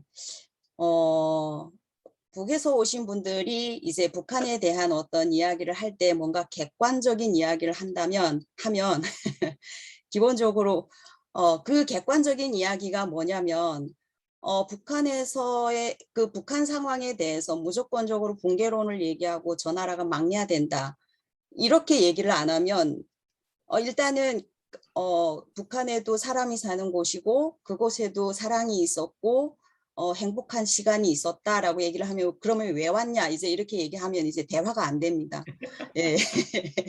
네. 그래서 그럼에도 불구하고 저는 늘 이 이야기를 주장을 합니다. 왜냐하면 북한도 사람이 사는 곳이기 때문에 적어도 우리가 고난의 행군이라는 그 어려운 시기를 겪지 않았다면 제가 아마 여기에 안 와 있을 수도 있어요. 그런데 이게 그 자기가 태어난 곳을 떠나서 이주를 한다는 거는 엄청난 그 경험이거든요. 그리고 쉽게 그 선택하기가 힘든 경험이거든요. 그런데 그런 결정을 하기까지는 가장 인간의 기본적인 욕구인 먹는 문제가 해결이 안 되면 사실 남한에서 사시는 분들도 이렇게 우리가 평화로운 시기를 살다가 갑자기 어떤 재난 상황이 닥쳤을 때 여기서 먹고 사는 문제가 해결이 되지 않았다면 남한 땅에서도 어디로 이주를 하는 경우들이 생길 수도 있다고 저는 보거든요. 그래서 그런 차원에서 일단은 봤으면 하는 것이 제 바람이고요. 그리고 이제 전현준 박사님께서 이제 북한 상황에 대해서 북한이 변화되기 위해서 우리가 이제 남쪽에서 이제 다양한 이제 그런 시도들을 하고 있는데 북한이 지금 이제 변하려고 하는 시도가 굉장히 느리고 이런 거에 대해서 제 생각을 말씀드리면 일단 북한 같은 경우는 이미 2000년대 들어서면서 사실 개혁개방에 대한 꿈을 꿨다라고 생각을 합니다. 근데 그 시기적으로도 맞지 않았고 그리고 또 이제 정권을 유지하는 사람들 자체가 자기 정권을 유지하기 위해서 쉽게 그거를 포기를 못한 부분들이 더 많다고 생각을 합니다. 역시도 지금도 뭐 사상 이제 투쟁을 지금 하고 있고 사람들이 사상을 잡기 위해서 뭔가 이제 국가적으로 방침을 내놓고 이렇게 하고 있지만 사실 이미 20년이라는 세월 동안 사람들은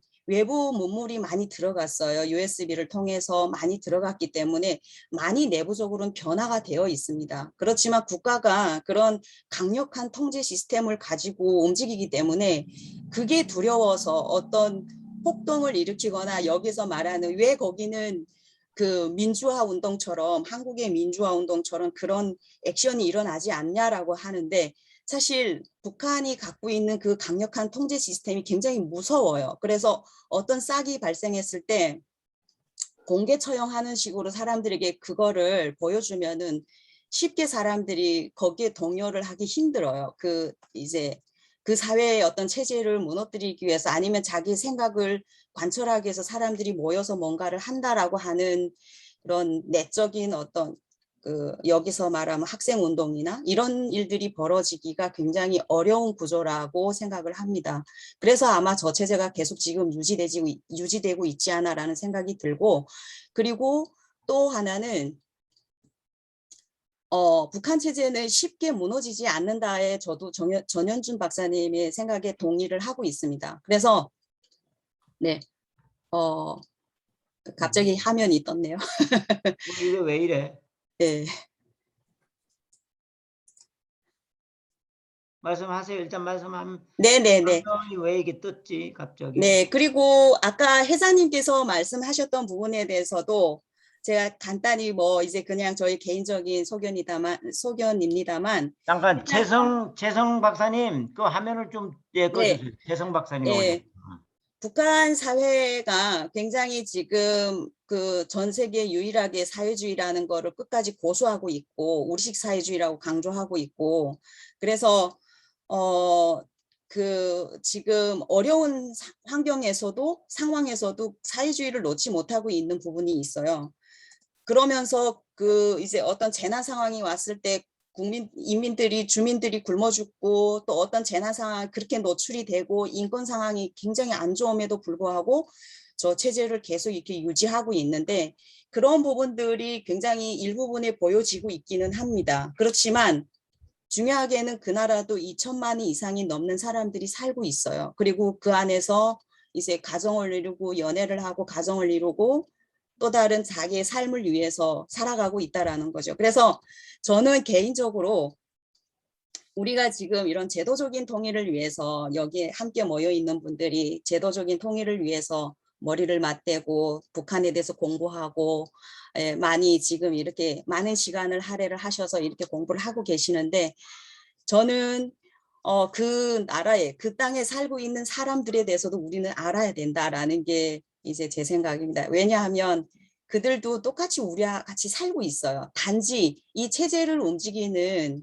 그 통치기관이 지금 위에 있기 때문에 어쩌지 못하고 있는 거지만 그 나름대로 그 안에서 그들도 살아가고 있다라는 거죠. 그래서 이런 부분들에 대해서 이제 계속 저는 주장을 하고 있고 네네. 네. 사람의 통일에 저희가 기여하고자 연구소도 만들고 사람 연구를 하고 있습니다. 네, 그래서 제 말씀은 여기까지 네네. 하겠습니다. 네, 네. 감사합니다.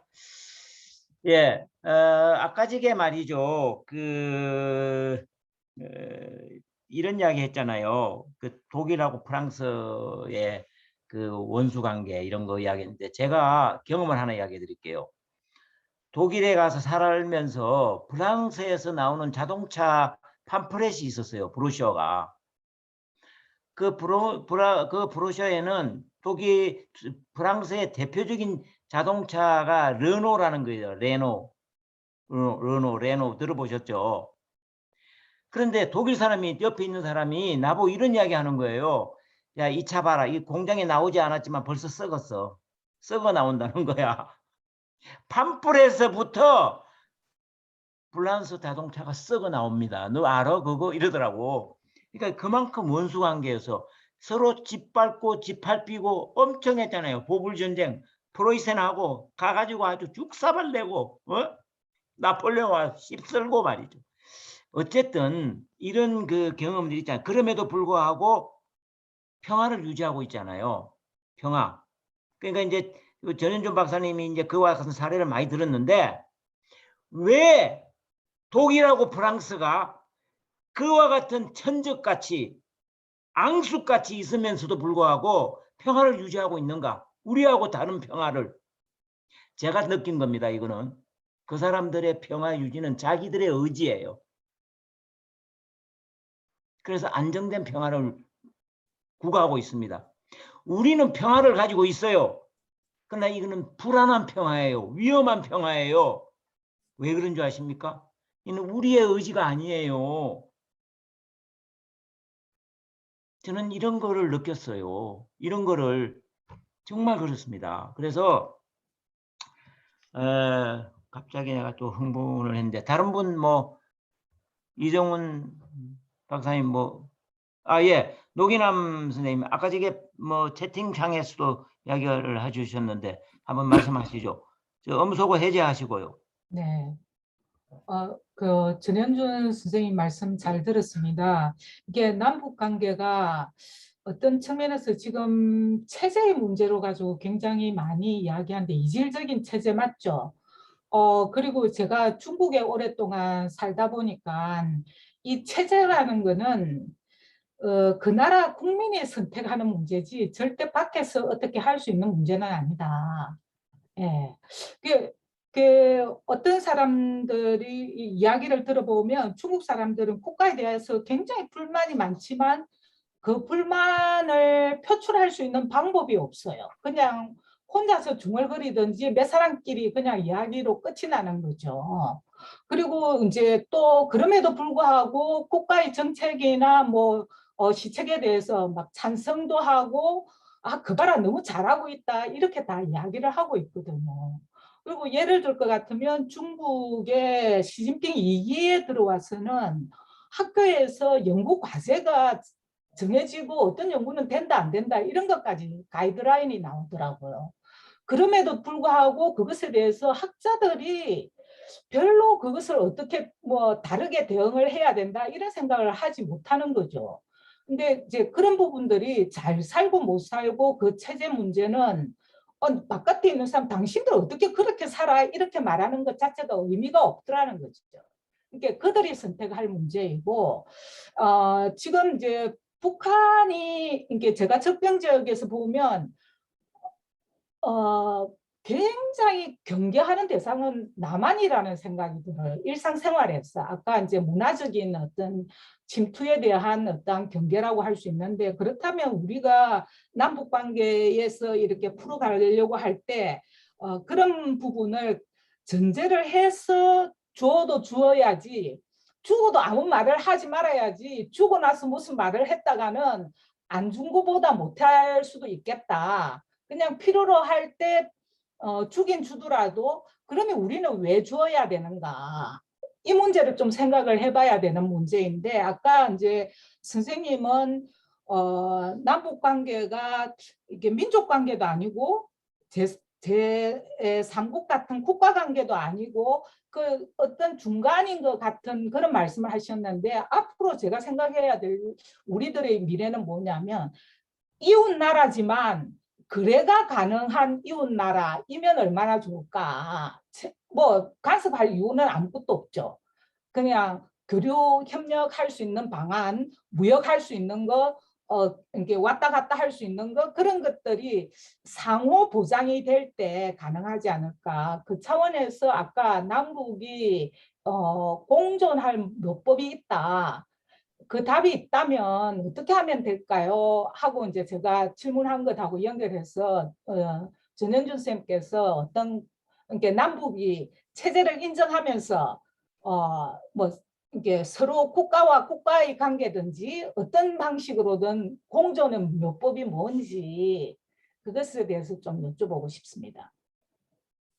예, 그래서 그러니까 그 남북한이 공이 여기에는 동의를 좀 해야 될 것 같습니다. 그러니까 이 현재 상황을 그 관리를 당분간은 하자. 그게 이제 평화공존이거든요. 이 상황, 분단 상황을 평화적으로 잘 관리하자는데 남북한이 동의를 해야 됩니다. 왜냐하면 상황을 타파하려고 하면 이제는 전쟁이거든요. 전쟁이 되지 아니면 무슨 뭐 붕괴 전략이든지 뭐 흡수통일 전략이 이렇게 가거든요. 그러니까 상황을, 현재 상황을 인위적으로 변경하려고 하지 말자. 남북한 다. 그러니까 북한이 남침을 생각도 하지 말고 또 남한이 북한을 뭐 붕괴시키려는 그런 전략도 하지 말고 현 상황을 유지를 하면서 평화적으로 잘 유지를 하자. 다만 필요하다고 하면 교류 협력을 하자. 당신도 필요하고 나도 필요하다고 하면 그런 어떤 공통점이 있으면 서로 윈윈 전략으로 그렇게 이제 해 나갈 수밖에 없는 거고, 그런 합의들을 해야 되는 거고, 사실상 이제 많은 합의들이 있었죠. 그동안에 기본 합의서도 그렇고, 뭐 평양선은 가깝게는 이런 것들이 다 이제 있었는데도 잘 또 지켜지지 않으니까 이제 문제인데, 어쨌든 그냥 논리적으로 또는 뭐 이상적으로 생각하면은 이 상황을 평화적으로 잘 관리하자는데 남북한이 일단은 합의를 해야 돼요. 그래야 서로 불안감이 없어지는 거예요. 북한은 지금 북한대로 계속 불안감이 있는 거 아니에요? 한미합동 군사훈련 통해서 몰래 갑자기 북한을 공격하는 거 아니냐, 참수작전을 하는 거 아니냐, 그런 불안감이 있는 거고, 또 북한에서 뭐 미사일 쏘고 뭐 이렇게 하게 되면 남한의 일부는 북한이 공격하려고 하는 거 아니냐, 이런 이제 불안감이 있기 때문에 어떻든 큰 틀에서 현 상황을 잘 타파하지 말고 일단은 나중에 이제 후에 타파가 되는 거죠. 통일이죠. 그건 나중에 상황을 타파하고 현재는 상황을 잘 관리하도록 하자. 그럼 그 방법은 뭐냐? 교류하고 협력하고 만나고 그러면 안보 불안도 없어지는 거고 상대방에 대한 부시도 없어지는 거고, 그럼 상황이 잘 관리되는 거거든요. 그런 생각입니다. 저는.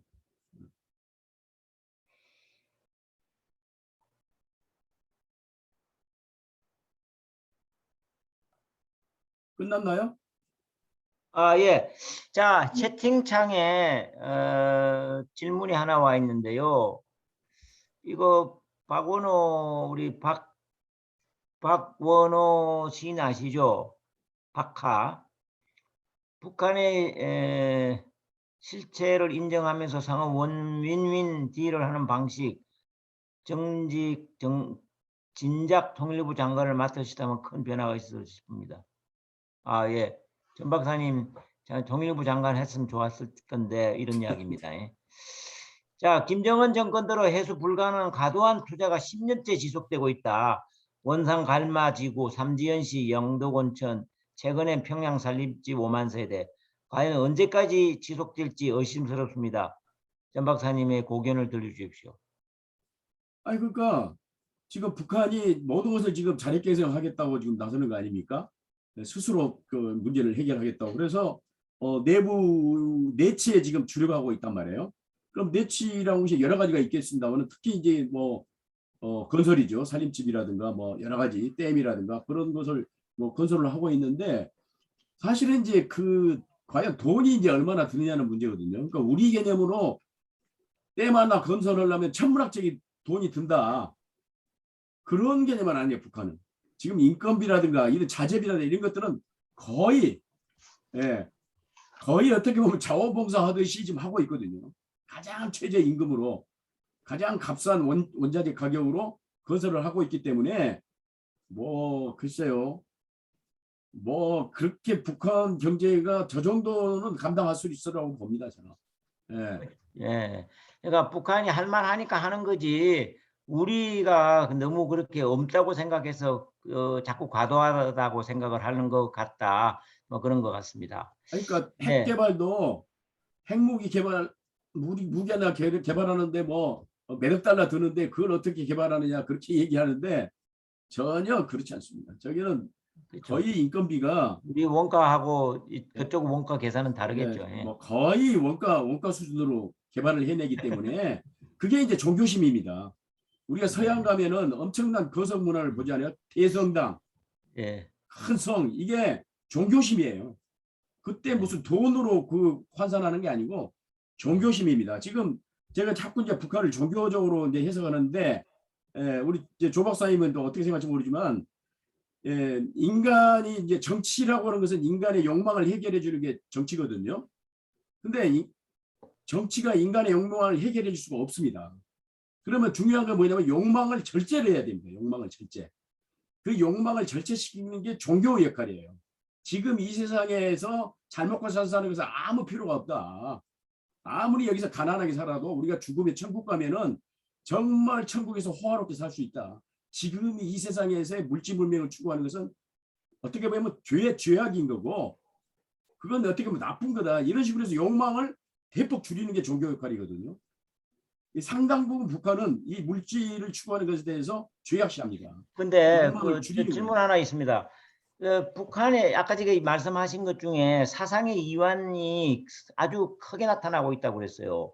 그러니까 신정체제고 유사종교 국가이고 그러는데 도대체 왜 어떻게 해서 사상의 이완이 지금 심각하게 일어나고 있는 거예요? 그러니까 아까 외부에서 특히 음. 중국을 통해서 중국 보따리상을 통해서 마치 그것이 중국 또는 조선족이 만든 무슨 음악이라든가 영화인 것처럼 위장을 해서 내부로 막 들어간 거예요.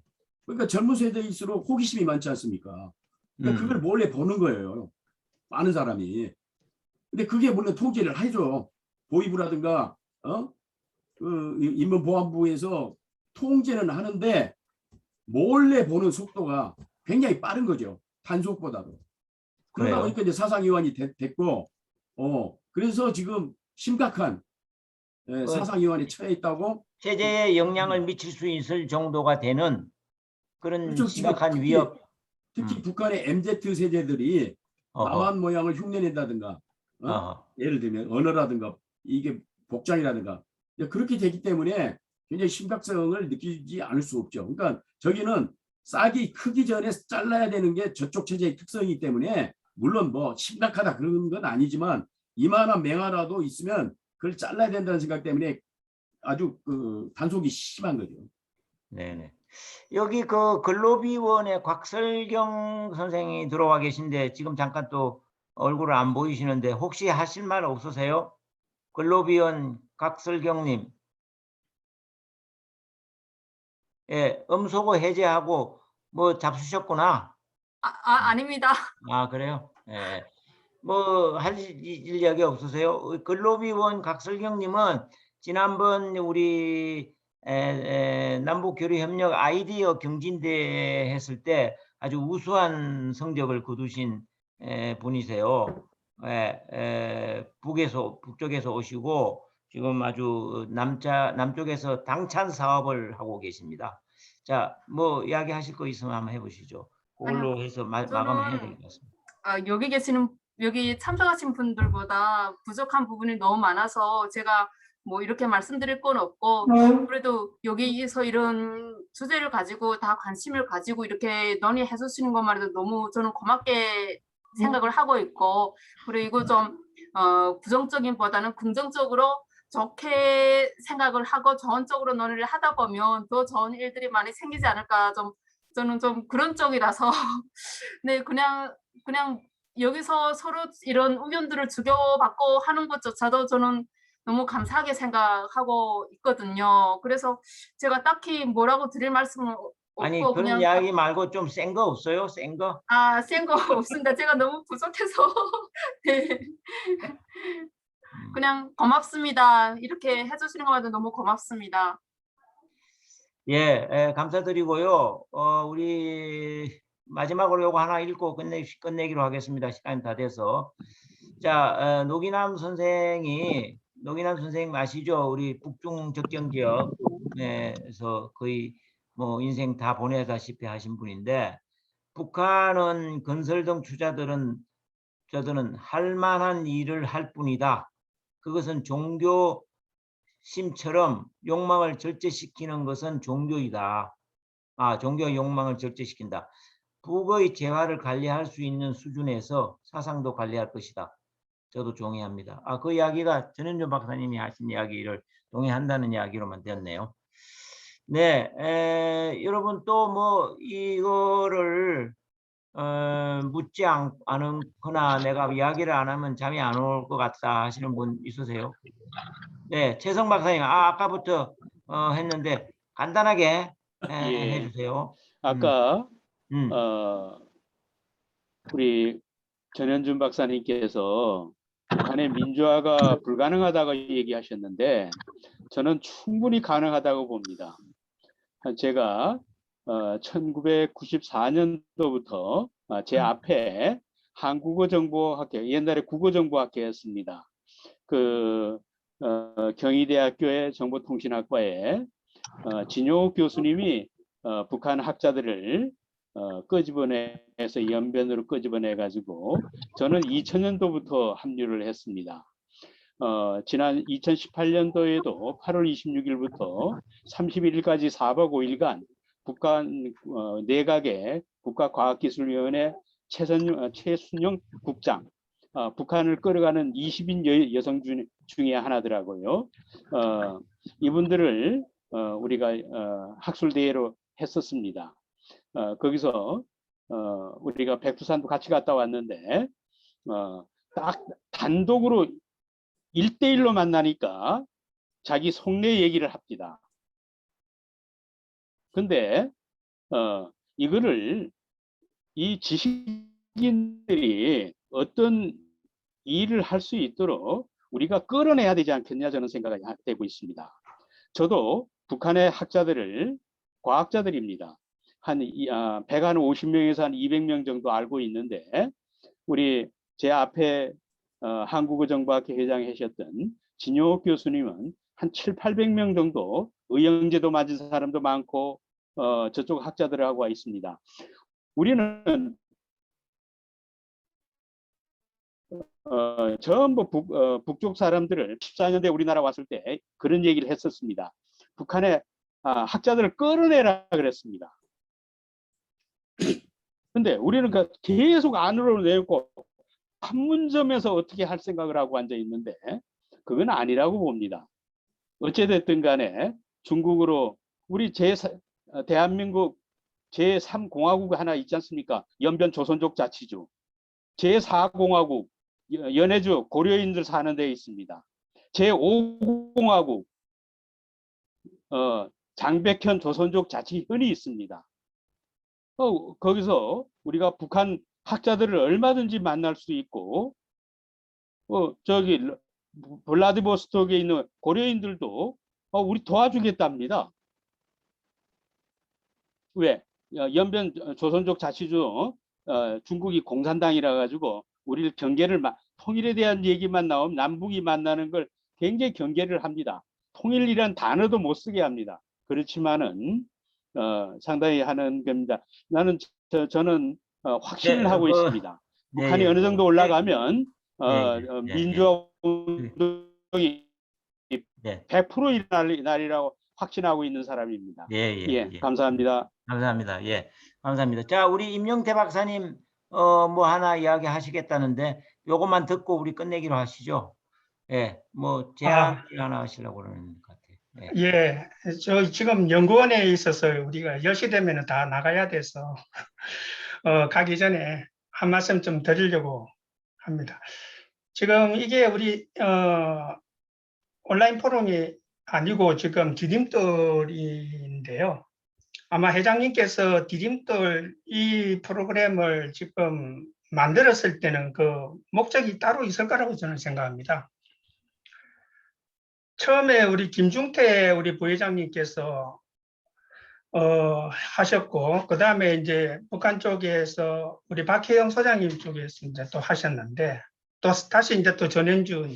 저는 디딤돌의 장점은 제가 평소에 우리 잘 몰랐던 김중태 박사님이 어떤 삶을 살아왔고, 그분이 또 남북 관계에 대해서 어떤 꿈을 가지고 있는지, 그거를 이제 들어서 너무 좋았습니다. 또 박혜영 소장 또 이제 북에서 이제 내려오신 분이 남쪽을 바라보는 그런 시각, 또 남쪽에 있는 사람이 북을 또 바라보는 시각, 이제 이런 걸 갖다가 서로 교차하면서 이야기를 하면서 궁극적인 목적은 우리가 지향하는 바를 각해 가져가려고 하는 게 디딤돌의 어떤 목적입니다. 그래서 어떤 디딤돌의 발제자의 어떤 의견에 뭐 찬성한다 반대한다는 그런 토론은 사실은 이 디딤돌에서는 필요 없다고 저는 보여지고요.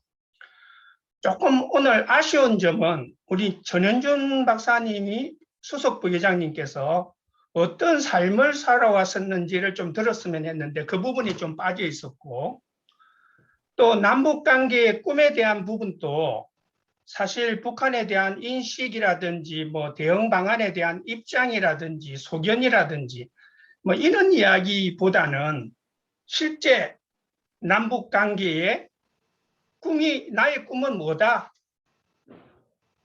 하는 게 이제 좀 앞에 이제 계속 디딤돌은 이어져야 하기 때문에 김영윤 회장님이 갖고 있는 그런 꿈이 있지 않습니까? 물류를 통일을 앞당기는데 우리 물류를 통해서 남북을 하나로 만들어 간다. 뭐 이런 어떤 꿈. 따라서 앞으로 디딤돌을 여러 번 많이 하는 거가 중요한 게 아니고, 어차피 디딤돌은 우리가 같은 방향을 이제 가야 되는 사람들이 이제 의견들을 모으는 그런 하나의 과정이기 때문에 이왕이면 그분이 어떤 삶을 살아왔고 내가 남북관계의 꿈을 하나의 방향으로 일치시키는 그런 쪽으로 가져가면은 우리가 앞으로 어떤 일을 하는데 큰 힘이 되지 않을까 이런 생각이 듭니다. 요거는 뭐 우리가 찬성하고 반대하고 뭐 이런 이야기를 하는 그런 자리가 아니기 때문에 뭐 이런 그래서 이제 다음에 이제 조현정 박사님께서 이제 할 건데, 그런데 좀 초점을 둬 가지고 해주면 우리가 이게 늦은 시간에 들어와서 한두 시간 이렇게 하는데 좀 보람 있는 시간을 가졌다 이런 생각을 가지고 집에 갈 수 있을 것 같아서 한번 제안을 드리고자 합니다. 이게 지속적으로 이어져야 하기 때문에. 네네네네. 아이고 감사합니다. 정말 좋은 의견이었고 아주 이렇게 귀에 쏙쏙 또 마음에 팍팍 와닿는 그런 좋은 제언이었었어요. 제가 뭐 전현준 박사님을 뭐 옹호하는 이야기는 아니겠지만 전현준 박사님이 생각했던 남북관계의 꿈이 있었을 거예요. 난 그걸 어느 일부 정도는 이야기를 하셨다고 생각해요. 다만 이 꿈이 너무나 크기 때문에 어떻게 남북이 공존할 것인가 하는 그런 꿈이잖아요. 라고 난 생각했어요.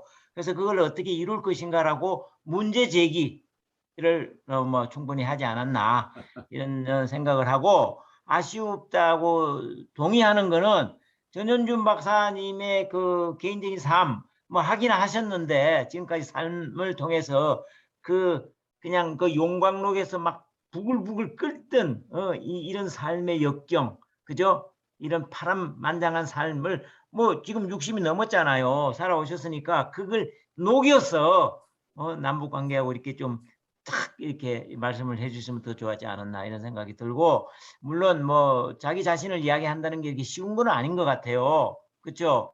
그래서 피할 건 피하고 알릴 건 알리고 PR 시대지 않습니까? 그죠? 그렇기 때문에 그렇게 했다고 저는 생각이 들고, 어쨌든 북한을 우리가 어떻게 볼 것인가, 그죠? 또 북한과 무엇을 어떻게 할 것인가라는 충분한 오늘 논의를 생각을 할 수 있는 그런 거는 뭐 제공을 하지 않았었는가 이런 생각을 합니다.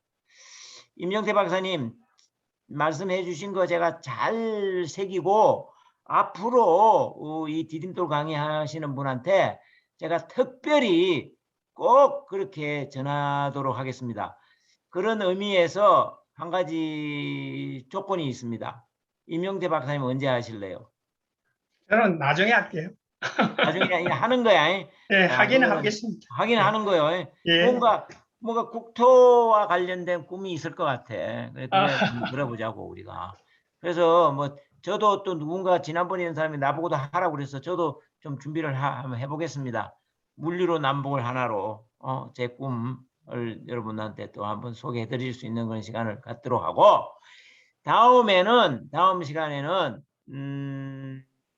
저기 9월 달이 될 것 같아요. 9월 달에 중순 정도에 해서 조현정 박사님 지금 뭐 오늘부터 엄청나게 준비를 좀 하셔야 될 것 같은데 그죠? 물론 할 이야기는 많으실 것 같아요. 이 사선을 넘어오셨잖아요. 그것만 가지고도 1시간 하실 수 있을 것 같은데 어쨌든 그죠? 예. 자 그래서 기대를 하면서 자 오늘 우리 전현준 박사님 정말 수고 많으셨죠? 큰 박수 한번 부탁드리겠습니다. 예, 수고 감사합니다. 많으셨어요. 예, 예. 네, 감사드리고 네. 이제 메시지가 잘 전달이 안 되는 것 같습니다. 저는 이제 꿈이라고 해서 다른 게 아니고 인위적으로 우리가 북한을 붕괴시키려고 한다든가 또 인위적으로 북한이 남한을 무슨 뭐 침략한다든가 그런 거 없애자는 거예요. 절대 그것은 없어야 된다. 어떠한 경우에도 그걸 위해서 저는 많은 노력을 했습니다. 북한에 대해서 그러한 공격적인 방식으로 북한을 대하면 안 된다고 하는. 근데 주로 이제 얘기를 하다 보니까 빨갱이가 된 건데 물론 반대도 북한이 절대로 남한을 어떤 식 인위적으로 상황을 변경하려고 해서는 안 됩니다. 전 절대 반대입니다. 그거. 양쪽 다. 그래서 이렇게 평화롭게 이 상황을 질서를 유지해 가면서 언젠가는 모르지만 자연스럽게 통일되는 그런 걸 위해서 저는 이제 살았고 뭐 그러다 보니까 뭐 인정된 바도 있고 인정 못 받은 바도 있고 그러니까 성공한 면도 있고 실패한 면도 있는 뭐 그런 삶을 살았다고 생각합니다. 네, 감사합니다. 자, 여러분 제가 이제 마지막으로 하나만 딱 부탁드리겠습니다. 이 디딤돌 강의가 인간을 알 수 있고 그 사람이 무엇인가 누군가 뭘 했는가에 좀 알 수 있지 않습니까? 이게 자기 자신의 이야기, 인간은 자기의 이야기를 하는 것이 참 흥미있거든요. 그래서 이 제 꿈이 단기적인 꿈이 디딤돌 강의에 100명 오는 거예요. 오늘 30명 왔습니다. 그래서 한 분이 2명씩 주위에 있는 사람 꼭 좀 모시고 오세요. 저희들도 많이 이렇게 막 뿌리잖아요. 막 단톡방에 계속 내고 말이죠. 그렇게 하는데 정말 한 분이 꼭 2명씩 주위에 계신 분, 야 이거 괜찮더라 한번 들어봐라. 그래서 우리 남북 문제, 북한 문제, 한반도 문제 이런 걸 좀 같이 공유할 수 있도록 생각을 공유할 수 있도록 그렇게 해주시면 어떨까요? 그냥 좀 도와주세요. 도와주시면은 우리의 생각을 많이 펼쳐갈 거라고 생각합니다. 그냥 회원이 아니더라도 모시고 와도 네네네. 됩니까? 네, 네. 필요 없습니다. 그 줌 뭐 링크 사이트를 다 보내드리니까 그거를 네. 복사하셔가지고 네. 친구한테 싹 보내주시면 돼요. 그러면 그냥 시간 맞춰서 들어오시면 되거든요. 들어오는데 뭐 이것저것 오늘 보십시오. 들어오는데 뭐 기다리십시오. 뭐 호스트가 뭐 응답할 때까지 이런 이야기 없잖아요. 무조건 다 들어오게 되어 있습니다. 예, 아시겠죠? 네. 정말 꼭 2분씩 데리고 모시고 오셔야 돼요. 예, 좋은 거 같이 나눠야 되지 않습니까? 자, 오늘 여기서 마치겠습니다. 여러분 정말 수고 많으셨습니다. 안녕히 고맙습니다. 주무십시오. 감사합니다. 감사합니다. 예, 다음에 또 뵙겠습니다. 수고 많으셨습니다. 현 박사님 수고 많으셨어요. 예, 심상진 교수님, 예, 유창건 사장님 감사합니다. 예, 박설경님, 노기남 선생님, 수고하셨습니다. 예, 홍철기 교수님 정말 수고 많으셨어요. 네, 수고하셨습니다, 회장님. 네, 아이고 예.